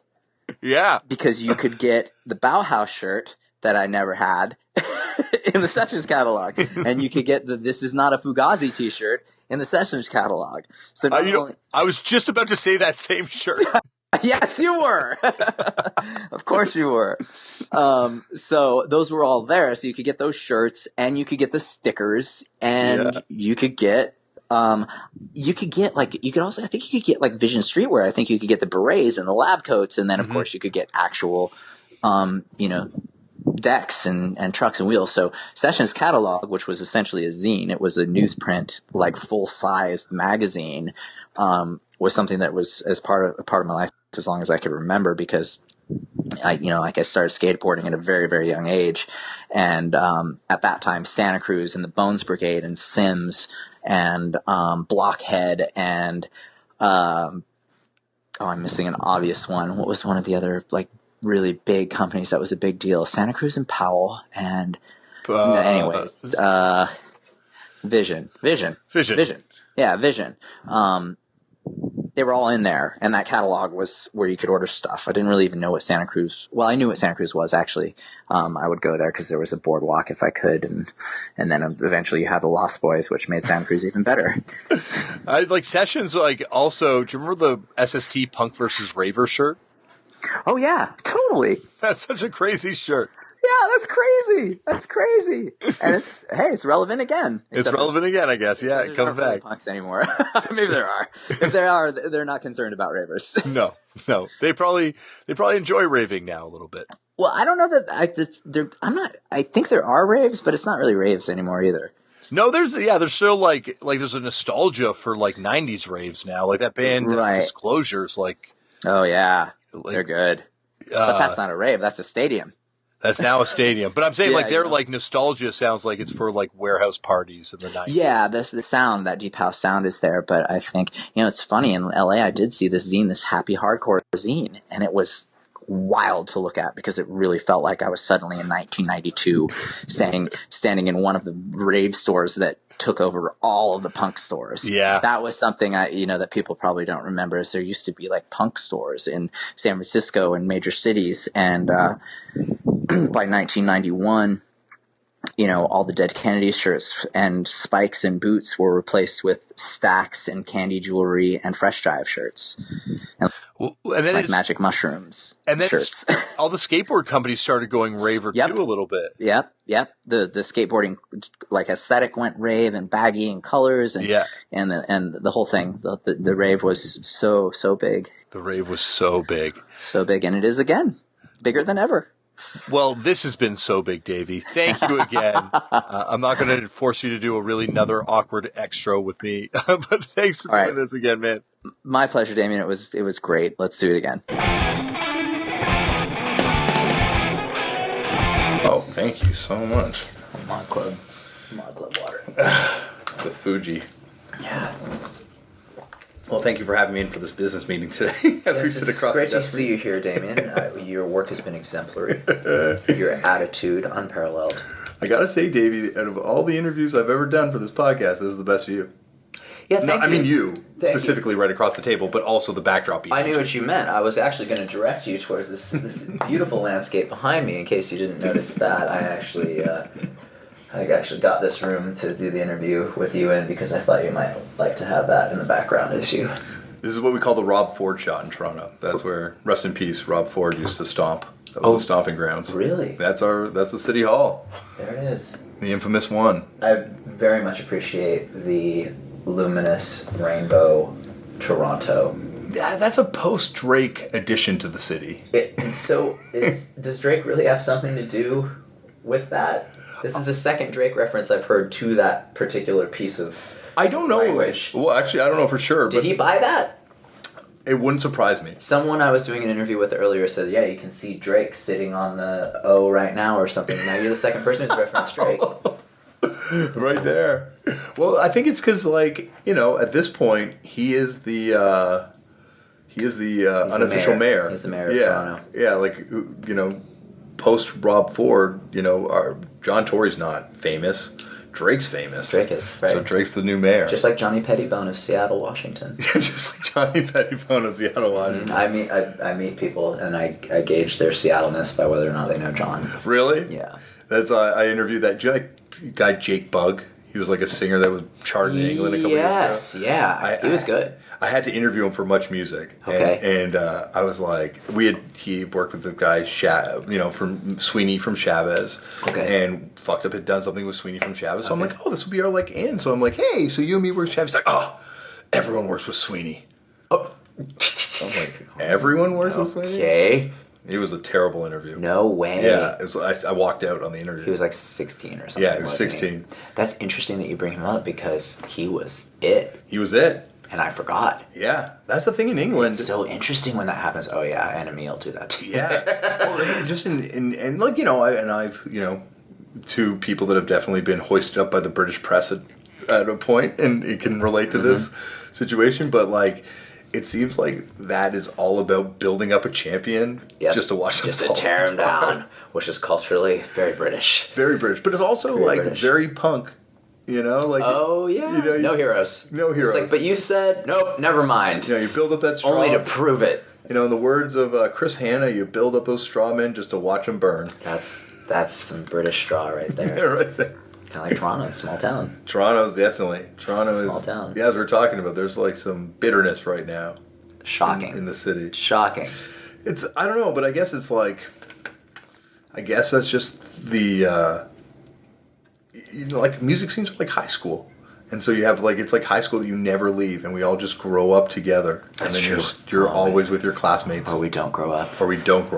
We just don't grow up together.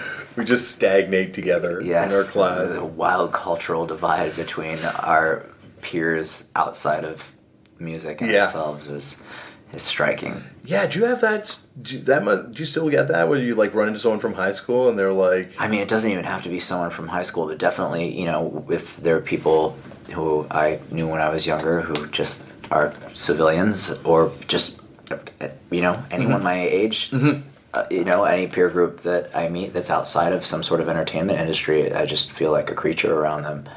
Not because of what I do or don't do, but just it feels like, I was brought up on some sort of island. Yeah. What changed the way you socialize?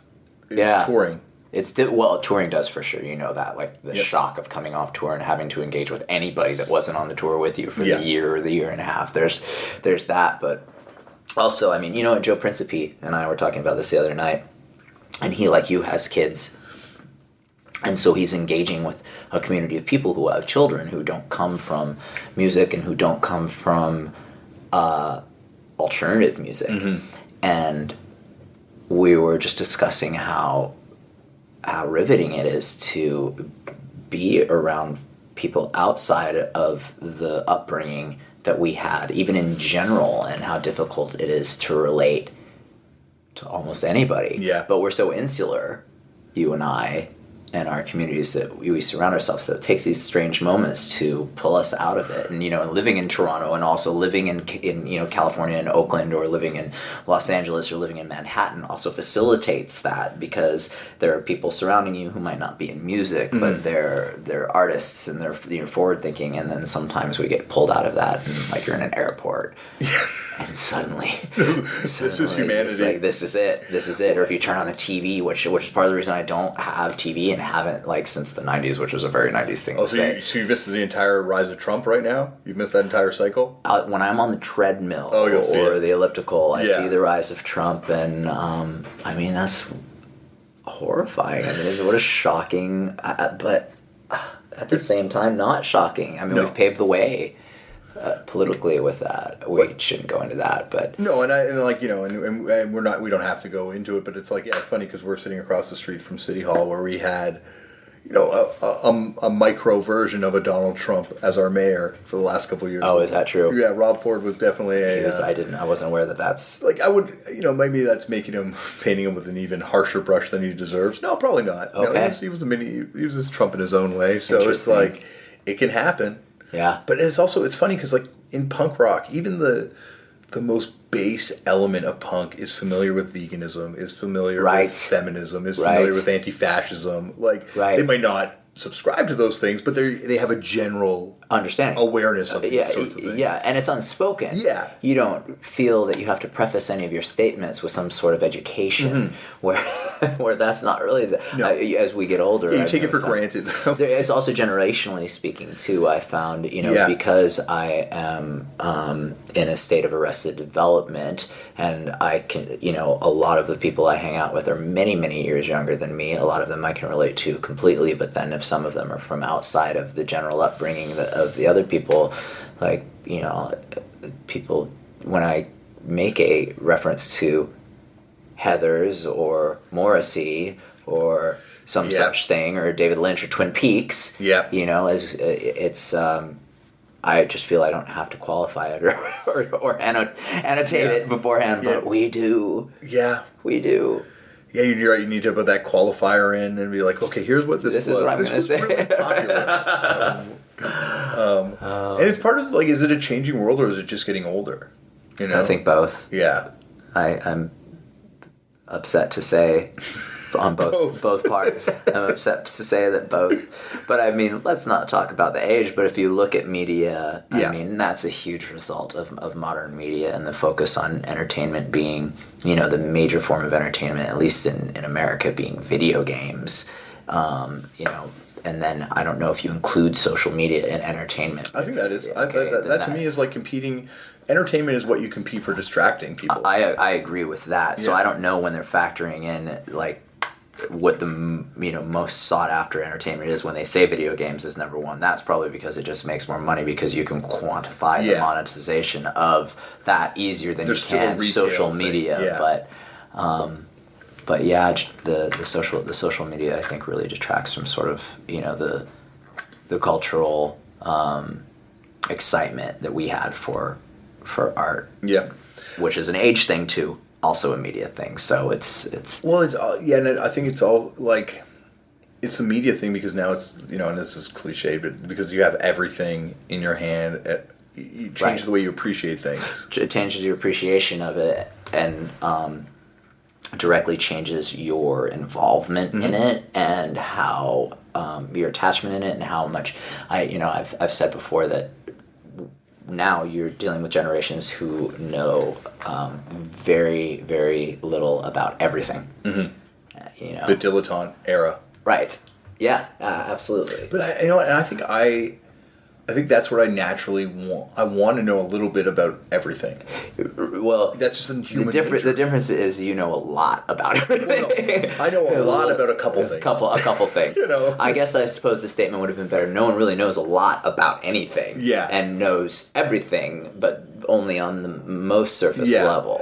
It's also weird with music how it's almost like the quest for obscurity now. Like you want to have the most obscure reference. Is that true? Yeah. That would be great. Like I don't know, just like it was like a couple years ago it was like tons of people being like, this is Discharge, and now it's like everyone's like, no, it's Anti-Cymex, and now it's going to be like, no, it's even sub Anti-Cymex. Okay, it's right. Like this record. It seems like there's always like the quest for the more obscure thing. Wait, that wasn't recorded in his bedroom, it was recorded in his bathroom.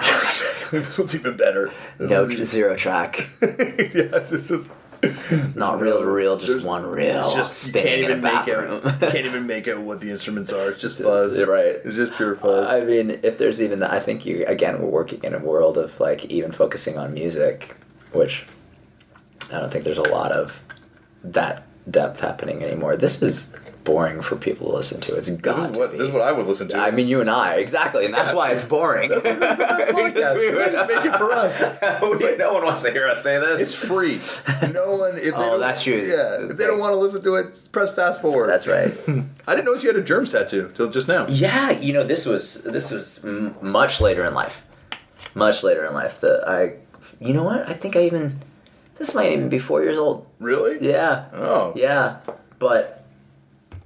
Yeah, I should have got it when I was 12. You know what I got 4 years ago? A Germs burn. Who put it on you? A Pat? No. Oh. Chris Shifless. But, okay. But he got it from Shane West, which granted is the worst germ. But he got it from Lorna Doom, who did get it from Darby Crash, who did get it from Pat Smear. So the vampire rule still applied. I'm shocked that you didn't get it from Pat. No, Pat refused. Oh, you wouldn't. I asked him, and he said no. He only gave one to Darby, and he's like, that was it. Yeah, it's like it was with Pat's cigarette though. So, it was. It was Pat's cigarette. He gave it to Chris because Chris doesn't smoke, and then Chris did the honors. That's pretty cool. Yeah, it was like that's not too many removed from. No, I felt like there's been a couple other people I know that have them that I've pushed for getting them, and I'm like, actually, this is a little more direct lineage. Yeah, that's. I'm glad I waited. What's that? 5 degrees. 5, but granted, it's through the replacement singer, but. Shane West seems like a cool guy. He did a... Oh, I'm like, Paul Westerberg? I'm like, wait, I missed that part. And what? I'm like... You really threw me. I'm like, what's going on? Yeah, Paul Westerberg. He just pops out. I have a picture with Paul Westerberg. Really? Yeah, I was so excited. Are you like a replacement fan, or did you like Husker Du more? That's like the... I didn't know that you had to choose. I don't know. I'm thinking of making this a new one. Because it's like... The old one is you pick Clash or the Sex Pistols. It's like a Mission UK Sisters of Mercy thing. Yeah, that's the goth equivalent. I remember the arguments about that. I love those, like, who do you pick? Like Beatles with the Rolling Stones. Right? What's like the punk equivalent? Wow, is Husker Du Replacements that? I think like that's the new Sex Pistols Clash. I can't. I'm Sisters of Mercy. Can I pick them? You can pick them. You pick Sisters of Mercy. Yeah, like Christian Death over overall. Well, Christian Death is hard because they were peerless. Yeah. You know, it was really cool. I got to meet Bobby from Christian Death, and he was telling stories about like before Theater of Pain came out, how they, and this is just what he was telling me, how Christian Death in 79 sold out the Whiskey one night for their show, and then it sold out so fast that they booked another night, and then that sold out so fast that they wiped the bands from the third night and booked it again, and Christian Death was selling out the Whiskey like that in 79. And I mean, and I asked him, like, what were you playing? Because, you know, Theater of Pain didn't come out till 81? Yeah, 80 even? 81? Yeah, I think it's 81. And he's like, yeah, we were playing only Theater of Pain stuff, which is, can you imagine 1979? Like, that's LA. You know, like, did you see this? Like, Screamers had a fan base. Like, they were a popular. They had nothing recorded, but they had a fan base. Well, I don't even mean the fan base. I mean what they were doing artistically in 1979. Death rock. I mean, the Batcave wasn't even happening. Correct me if I'm wrong. I don't know. If I don't know what's.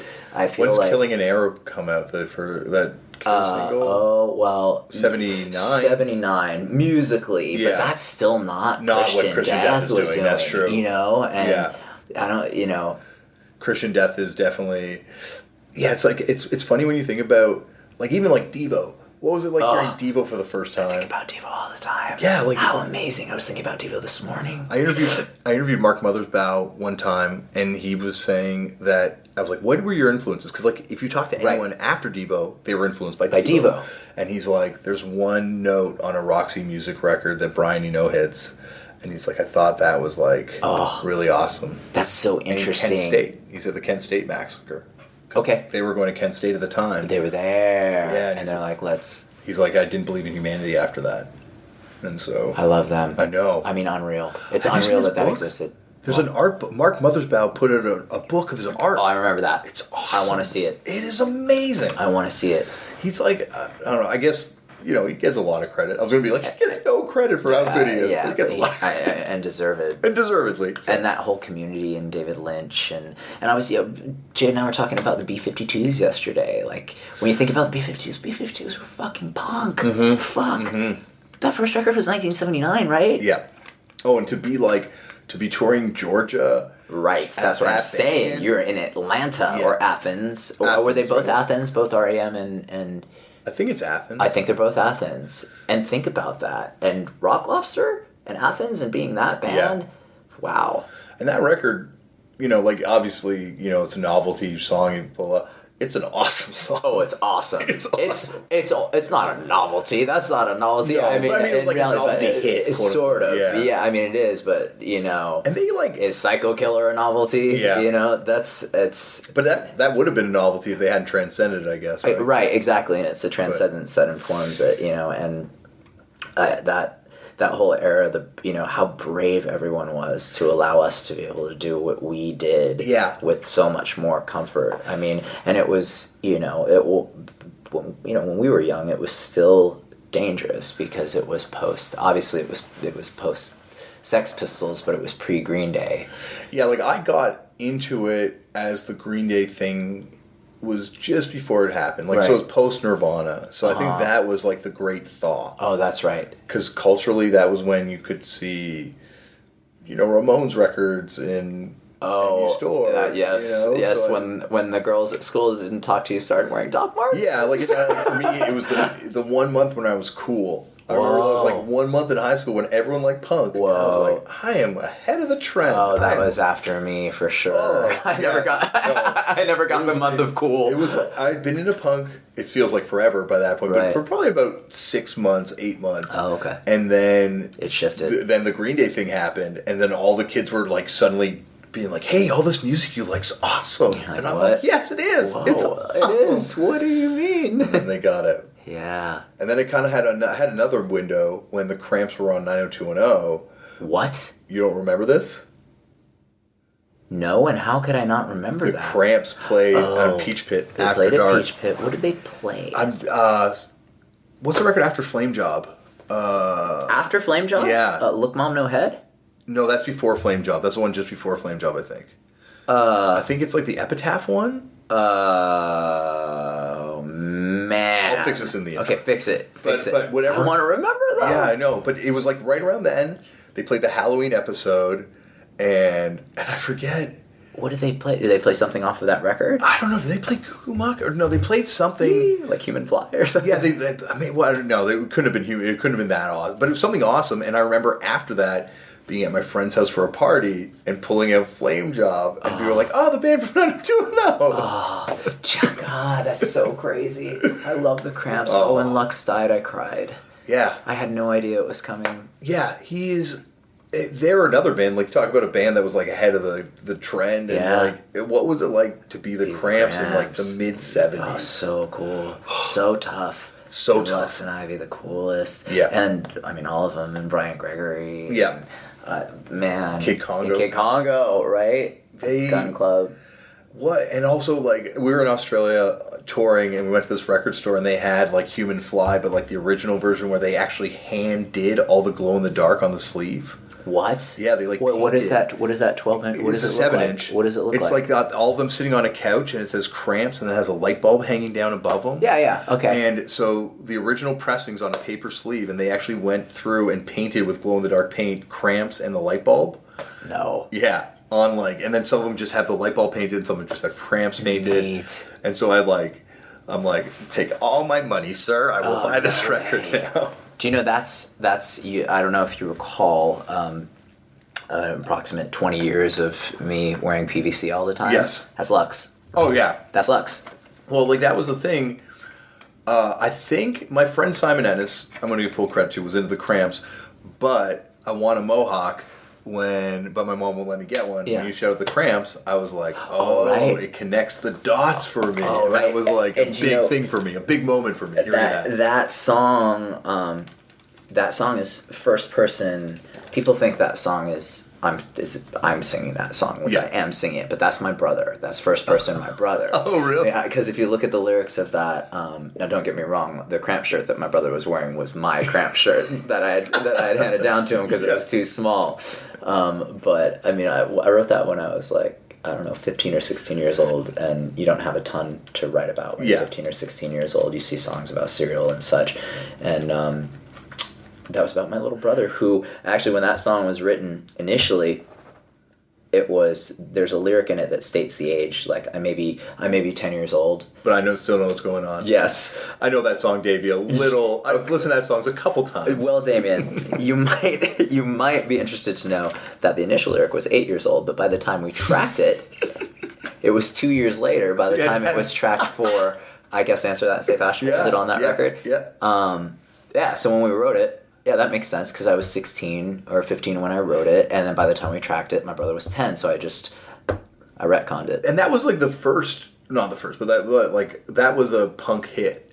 Like, that song was, which was really interesting. And you guys wouldn't play it. Oh, we used to play it all the time. I know, but then there was a time when you wouldn't play it. Right. And I remember people would yell it out. That's right. It would just be tiresome. Yeah, but it was like, was it on a comp? Like, why did it plague you so much? But it definitely was a song that stuck out to me. Oh, we were just so bored of it, and also so silly. No, but it was like the song. Oh, like why did everyone pick it? Don't know. And that's so interesting because to have those songs, and that's something funny that I've never really discussed before that you point out, but is something that's part of our consciousness is. Without having singles and without having hits, bands would have hits. Yeah, like audience would have these exactly. That's have hits that just and that just goes to show, people try to write hits or have hits has nothing to do with that. Has nothing to do with that. Actually, even less so now than ever before. I mean, that. Like, as far as a radio hit, that's not about the song. It's barely about the song. Yeah. It's about the machine. It's the machine and the timing and the luck and what a lot of people don't know is research. But I guess I guess that song has that. So it's really easy to sing along. Right. Just want to go to a show. Right. No, I want to. Mom, let me get one. I mean, maybe I'm trying to think what would be that, because that's not my favorite song on the record, but it's definitely the song that it had those hitches that were like kind of catchy. Yeah. I guess Jeff and I wrote that. Yeah. Kids loved it. It was the first. What a stupid song. I love that song. Wow. Think about that. How embarrassing. But I don't know. It's because I guess for us, we never shed any of the songs. Like Police is definitely that song for us. That was like the early song that people like, but we still play it. Like we never hit that point. Right. But you guys had so many, every record would have that song, and then it would be like the next record would be like a new song. That would become that song for people. Yeah, right. I would hope. Except with you just not played the I Want a Mohawk song. We stopped playing that a long time ago. Even I mean, like did we even play it at the Riot to go back? No. We probably did. You played at the Rancid show. Okay, because it was definitely the Rancid show. Yeah, I think we were just probably stopped around 97 or something. Yeah, but at that point, that song was 5 years old. Have I ever told you that you wrote Sandy from Fucked Up wrote you a giant letter, and you had written her back a giant letter back to her letter? No way. Just prior to the Riot show, and she way. was reading it to us just prior to you guys playing. No way. Yeah. No, you never told me that. I swear to God, that's so cool. I bet you she still has that. No letter. way. I swear to God, she probably still has it. Oh, somewhere. that's really fun. Yeah, I mean, there used to be letters. Oh, God. People used to write letters, and we used to write back. But what was the point where you had to stop that? Because, like, I remember going to your house and you showing me a box of just insanity letters that were coming in, and you were like, there's a lot of letters. Yeah, it became overwhelming. Yeah. I wonder what year we had to stop. So you came to the house in Oakland where we had the letters. I think it had to stop after Sing the Sorrow, maybe. Yeah. Because once that happened, then, there was the mainstream recognition. So then we went from selling 60,000 records to selling, 1 million records. Yeah. So the fan mail increased, relatively speaking, and it just became impossible. Yeah. Impossible, which was trying. That was hard. That was emotionally difficult because how we grew up, the way we grew up, like people would respond to us if we wrote to them, and you wanted to respond to people who wrote to you, and it was impossible. It was no longer. And now it's even like, I don't know, like I feel bad now that I don't respond. Obviously, I'm not getting that as many letters, but even emails, like people. There's so many emails you come and you want to respond to everyone's email, but there's like... people can email you. Yeah. Yeah. And there's like a lot. That's a lot, of course. And it's like... Because that's so easy. That's so much easier than writing a letter. Yeah. Writing it and lick the thing and also, gross. like, if you're going to write someone a mean letter, that's a lot of effort. If you're going to write an email... Yeah, real easy, right. Real easy. So right. The mean letters were wild. Most of the, I rarely got them, but they were always. You got scary mail too, though. Right. It was more frightening than it was. Yeah. Than it was mean, and if there was ever any venom involved, it was really encased in a general tone of madness, insanity, and maladjusted language. I guess it's like. It's funny because like you know who you are as a person, and we all know who we are as a people, but then you become something else to someone, like just based on how they interpret you. Yeah, so many different, many different interpretations. Yeah, which sometimes become fixations and personas that are put upon you. Yeah. Well, I imagine you had to deal with that a lot more than I've had to deal with it. I don't know. Who knows? I've dealt with it my fair share. I can only imagine. It's pretty wild. It's pretty interesting, but... what was that show you guys played at the Opera House in Toronto? And I think we talked about it last time, too. But that was like when I was like, oh, man, this band is like a thing on another level. Something else. Like, kids were just like freaking out. Like freaking out. Those opera house shows were great. Those opera shows were amazing. They were really, really fun. When they weren't riots, they were When awesome. they weren't riots, which was the majority of the shows. The majority of them were not. There was a moment there. Man.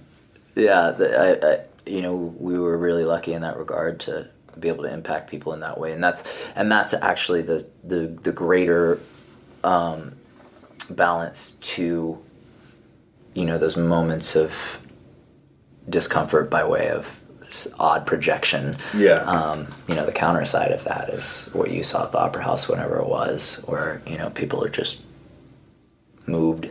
Yeah. Yeah, and I guess, like, it becomes... Does it ever become overwhelming? Like, knowing that people... Would it ever become overwhelming that knowing that people had that much pressure on you? To, like... Or that you meant that much to people? It's just confusing. It's hard for me. It doesn't... No, that doesn't... Like, pressure doesn't come from me that way because I can't... the reason being is, like, we can talk about this right now, and you can show me evidence of it, but I never can really... It's not real? It's not real. Yeah. I can't accept it. I can't. I don't really... I recognize it in a logical way. You could say to me, you do realize that there's someone outside your door cutting themselves right now, and I'd say, yeah, but that still doesn't like, oh, that's upsetting. Please don't cut yourself, yes, sir or madam. But the pressure's never there because I can't really internalize it or accept it really in that regard. And you know what I'm saying? I don't know. That's hard to articulate. Well, no, but and it's funny because, like, you're not, and also it's weird that people would have that reaction to you because, like, unlike our knife wielding friend that we were talking about at dinner, yes, puts out that kind of vibe right. to their fan base, you put out like a super positive, sort of. You do, like, you're like sort telling me, like, I should, give me, like, the problems with drinking too much soda. Like, okay, right. Like, like straight. Yes, for everyone who's listening, I just lectured Damien on you should really not do the soda, Damien, and the fast food. We're just gonna stop all of that right now. Last time you lectured me, I went straight edge for 15 years. That's true. It's gonna happen. Maybe it worked again. At least the last time you asked, I just offered this advice on the soda this time. But you know what? This is probably way more beneficial to me too in the long run. Getting off the soda finally. Yeah, soda. Don't drink soda, everyone. No. It'll give you a heart attack. But that's the thing is, like, you never put out that...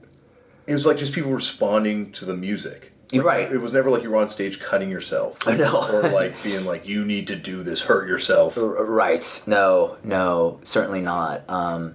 Which is, I mean, that's the thing. I mean, people just have reacted to a lot of what I've made for many years in, such a strong way. It's so touching and so interesting because as I've always said, everything I make is just natural for me. It's just an expression of myself, and it's just catharsis, and it's. I really, really hope people like it, and I really, really hope people can take something from it, that is positive for them in some way, no matter what it is that I'm making, no matter what it is, if it's AFI, if it's Black Audio, if it's XTRMIST, if it's a novel, if it's, if I'm performing on stage, anything like that, if it can have some sort of impact, it makes me feel really good. But it's never really my intent to impact someone in one way or another. It's just, really the vanity orchestration. I have to make this stuff. I really enjoy making it. And, of course, again, I want people to like it. I really hope they do. But you can't make them. You can't make them. You can't force people. And I'm not trying to do something that somebody in particular likes. Yeah. I'm just hoping that somebody out there likes it. Yeah. And it's always surprising to me when people do,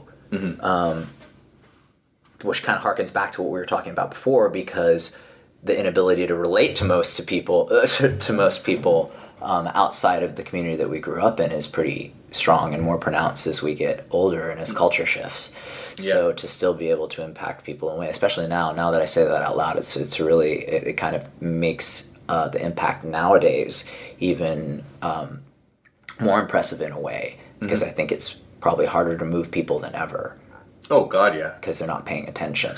And there's just, like, you're competing against way more. So much. Way more. So much. Like, so much more content and far less interest. Yeah. So for someone, that's actually true. So for someone now, like, to go out of their way to find something that I do is really touching. Yeah.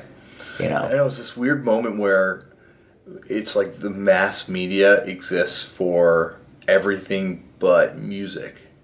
Right. It's like music is so individual still. Right. Unless you have, like, obviously just broad whatever tastes. But for the most part, it's still like no, I just like this specific thing, and I'm going to like this one song by this one band. It's more that. It's like, well, but I like all these one songs by this one band that don't relate to each other in any way. No. Right. No, it's like Tumblr taste. Right. I've heard people say that. Yeah, like Tumblr Life, which actually I don't even really know what Tumblr is.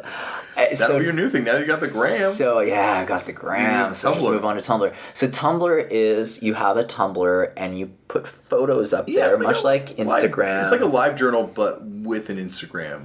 It's like a live journal with Instagram.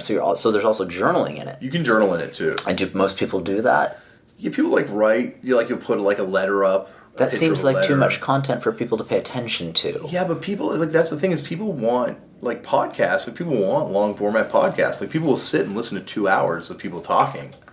There will be. I hope so. No, I promise you, Dave. As shocking as it'll be, there will be someone right now. Hello out there, minute 48. Yeah, exactly. Where are we? Do we have a timer? Just cut that in wherever minute 48 is. Yeah. I'll splice it in. But that's the thing is there's also people that want slow TV. You don't watch TV, but there's this thing called slow TV, which started in, I think it was Denmark, and it was salmon swimming upstream, and they would show that during prime time on public TV.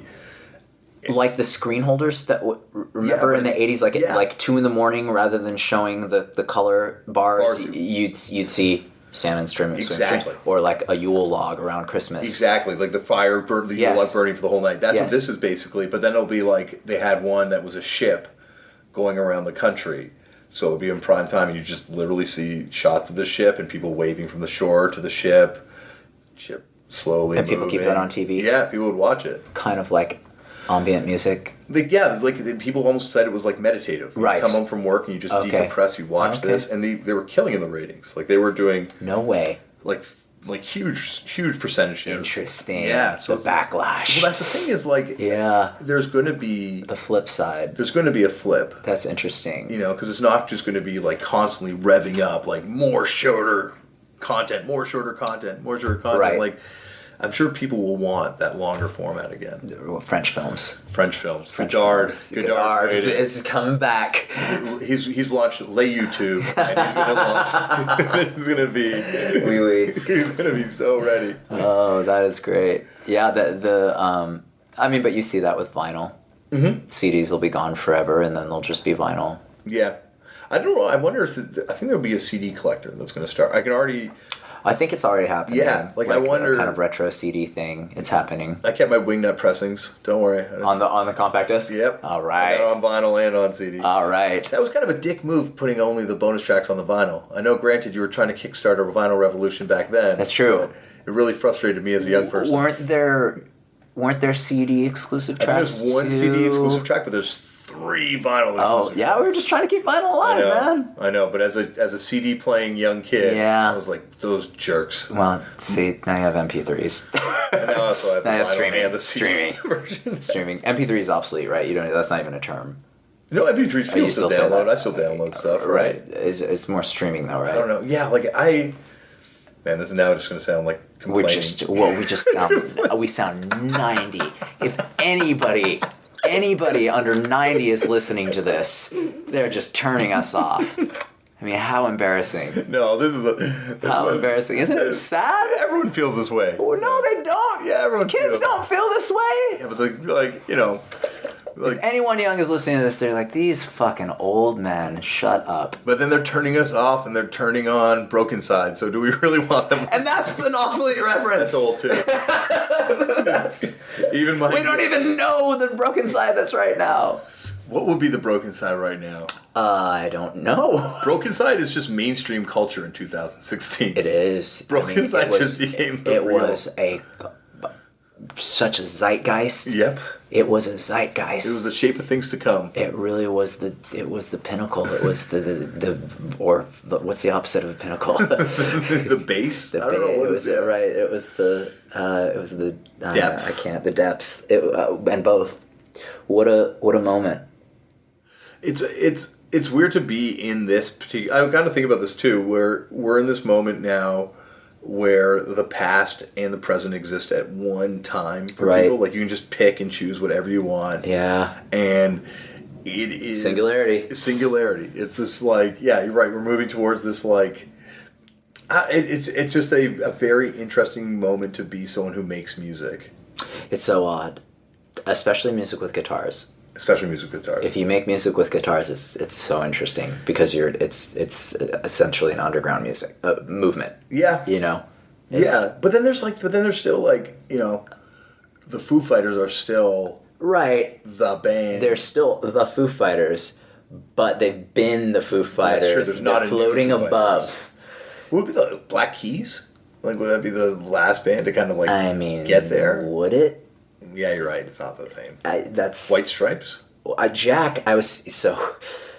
My friend Jerry Cantrell, I've heard who's an amazing human being from the outfit Alice in Chains, was having a birthday party. I hear that band's X-Blast. I believe, yeah, they're this band that's Post-Blast. It's members of Blast. Oh yeah, the Post-Blast band you're talking about. Members of Neon Christ. Yeah, the ex-Neon Christ band. I've heard of them. That's them. You've heard of them. He was having a birthday at his house the other day, and I was honored to join. And there was a discussion with a bunch of rock and rollers. My friend Josh Richmond, Vincent Gallo was involved. Prince Vince. The ever-talented Sebastian Bach, Matt Sorum. This sounds like the craziest hang ever. Jerry. And you just send me a photo of this. And I mean, right. And so we started. I was talking with my friend Ben Gray, another rocker from power pop band Dear Boy, and it was me and I think Sebastian and Matt and Aaron Nagel. Do you know Aaron Nagel, the fine artist who paints figurative nudes? Everyone, if you don't know Aaron, just type it in. Not Patrick, not to be confused with Patrick, also fucking fabulous, but this is a different vibe. Amazing figurative artist. And we started talking about, because we were just surrounded by rock, who was the last rock star? Mine is Jack. I think Jack White is it. I think he's the last. Can you think of anyone else? Someone said Eminem, and I said absolutely, but no, I literally mean rock star. And wasn't he before Jack White? He was. That's actually true. If you were going to accept that as an answer, he became before, and he is, and Eminem's great. But I mean, like if you're gonna open up to rappers, if you're gonna open up to rappers, then you can talk about Nicki Minaj too, you know, and that goes endlessly, you know. But like as far as like rock bands, like classic, like sort of rock and rock stars, Jack White, it's Jack. Yeah, like there's, like I can't. And then any others would be before him. Yeah, everyone would be before him. But then, and even with Jack White, it's almost like he's resisted becoming that rock star thing. It's almost like he's become and thus become the rock star thing, and thus even more so the rock star. Have you ever been to the Third Man? No. It's great? Pretty gnarly. It's like I mean, I saw the picture in Rolling Stone. I was put off by the dead things. Oh yeah, that's right. By the big kills. There's definitely some big kills there. Yeah, I didn't like that, but they're old ones though. But still not cool. I imagine so. Yeah, not into that, but like still would like to go. It's really. He also had that crazy Elvis record. What does he have? It's like the first Elvis recordings acetate. Come on. Yeah, it's like. Yeah, see, I mean, how are you going to be cooler than Jack White? I know, that's the thing. He's like, it's one of those things where it's like if I had become a rock star and I had tons of money, what would I spend my money on? It would be like cool shit. Yeah, Elvis's acetate. Right, of course. like all this crazy shit. Of course. Of course. My buddy just told me that Guy Osiri, Madonna's. Yeah. Yeah. He was over at his house the other day and he's like, oh, have I ever showed you this? And he had Purple Rain. It was right before Prince died, too. He had the lyrics. He had Prince's framed on the wall. That's like Ben, one of the guys who runs Third Man, has the liner notes for MC5 Kick Out the Jams, like actual typed liner notes. Wow. Wait, so like the original lyric sheet that Prince wrote? Yeah, Guy Osiri has them framed on the wall like he wrote it. Yeah. Whoa. Yeah. That is incredible. Yeah. You know he lived here, too, Prince. You're kidding. Yeah, he married a woman from Toronto. Didn't know that. He lived on the Bridle Path. Didn't know that. Where, I think Drake's moving, too. Toronto's awesome. I love Toronto. Yeah, Toronto's like low-key always been kind of like a cool city. It's always been one of my favorite cities. Like top 5. Did you ever come here as a kid? Not before touring. No. My dad was in.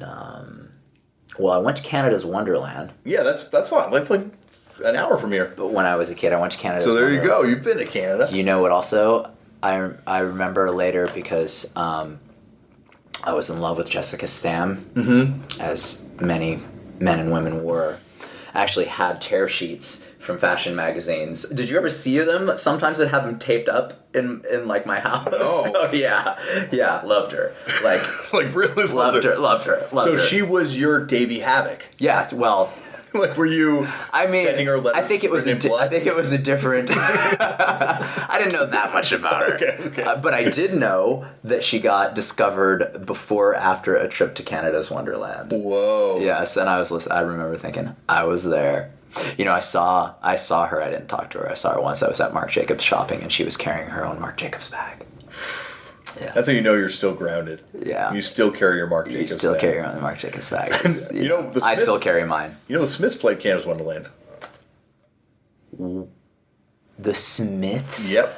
Played Canada's Wonderland. On the Queen is For Dead. those of you who don't know what Canada's Wonderland is, in case you couldn't infer it, It's like Six Flags? it's like Magic Mountain, Six Flags. It is a theme park. It is a roller coaster theme park. And my friend Damian just informed me that the Smiths played a theme park, a roller coaster theme park. They have a concert band shell there, and they would have...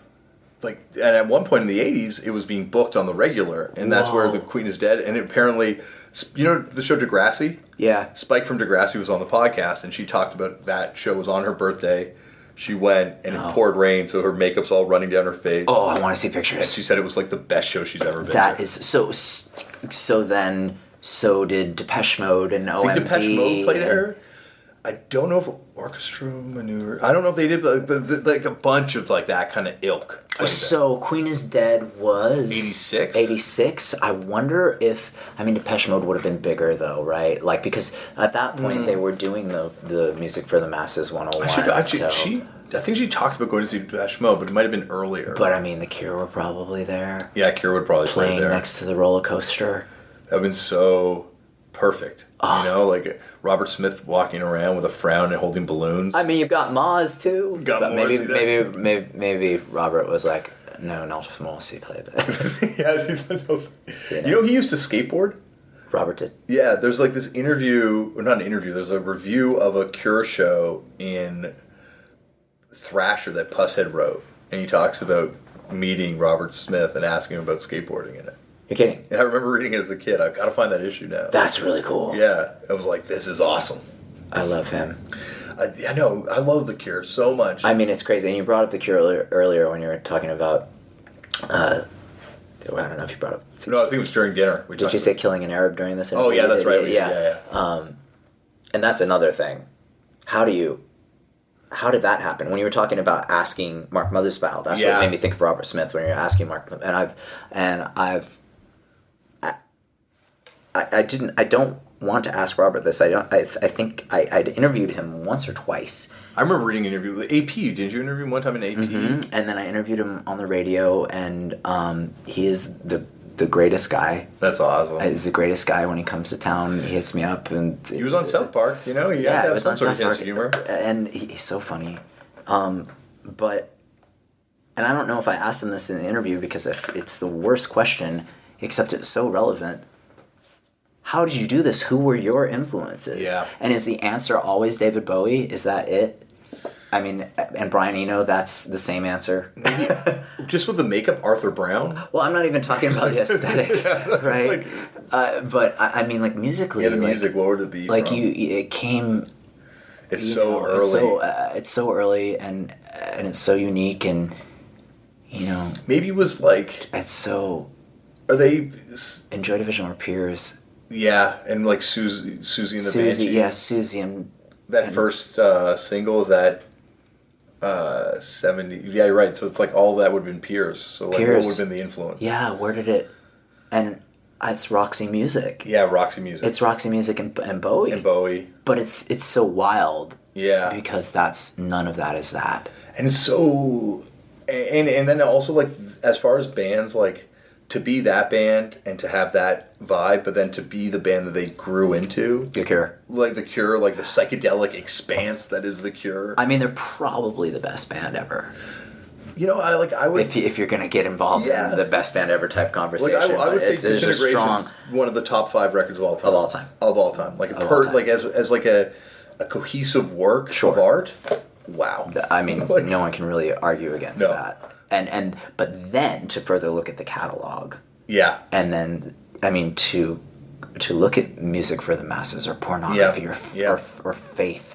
Well, what's even that record? What was the third one? Blood Flowers? Way later. That's the third one in the trilogy. And what was referred to as a trilogy. I was going to say in Blood Flowers, like to have each of those records be so strong and so unique and to be able to do Love Cats and Hot. Yeah. And then do Siamese Twins in 100 Years and Plain Song and Last Dance, and it's like, wow.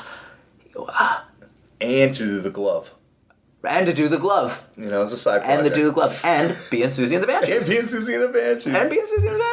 Man. Wow.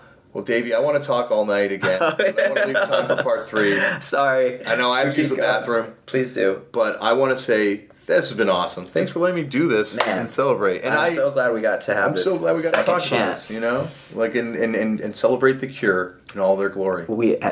They are the best. The best. We love you, The Cure. We love you, Robert.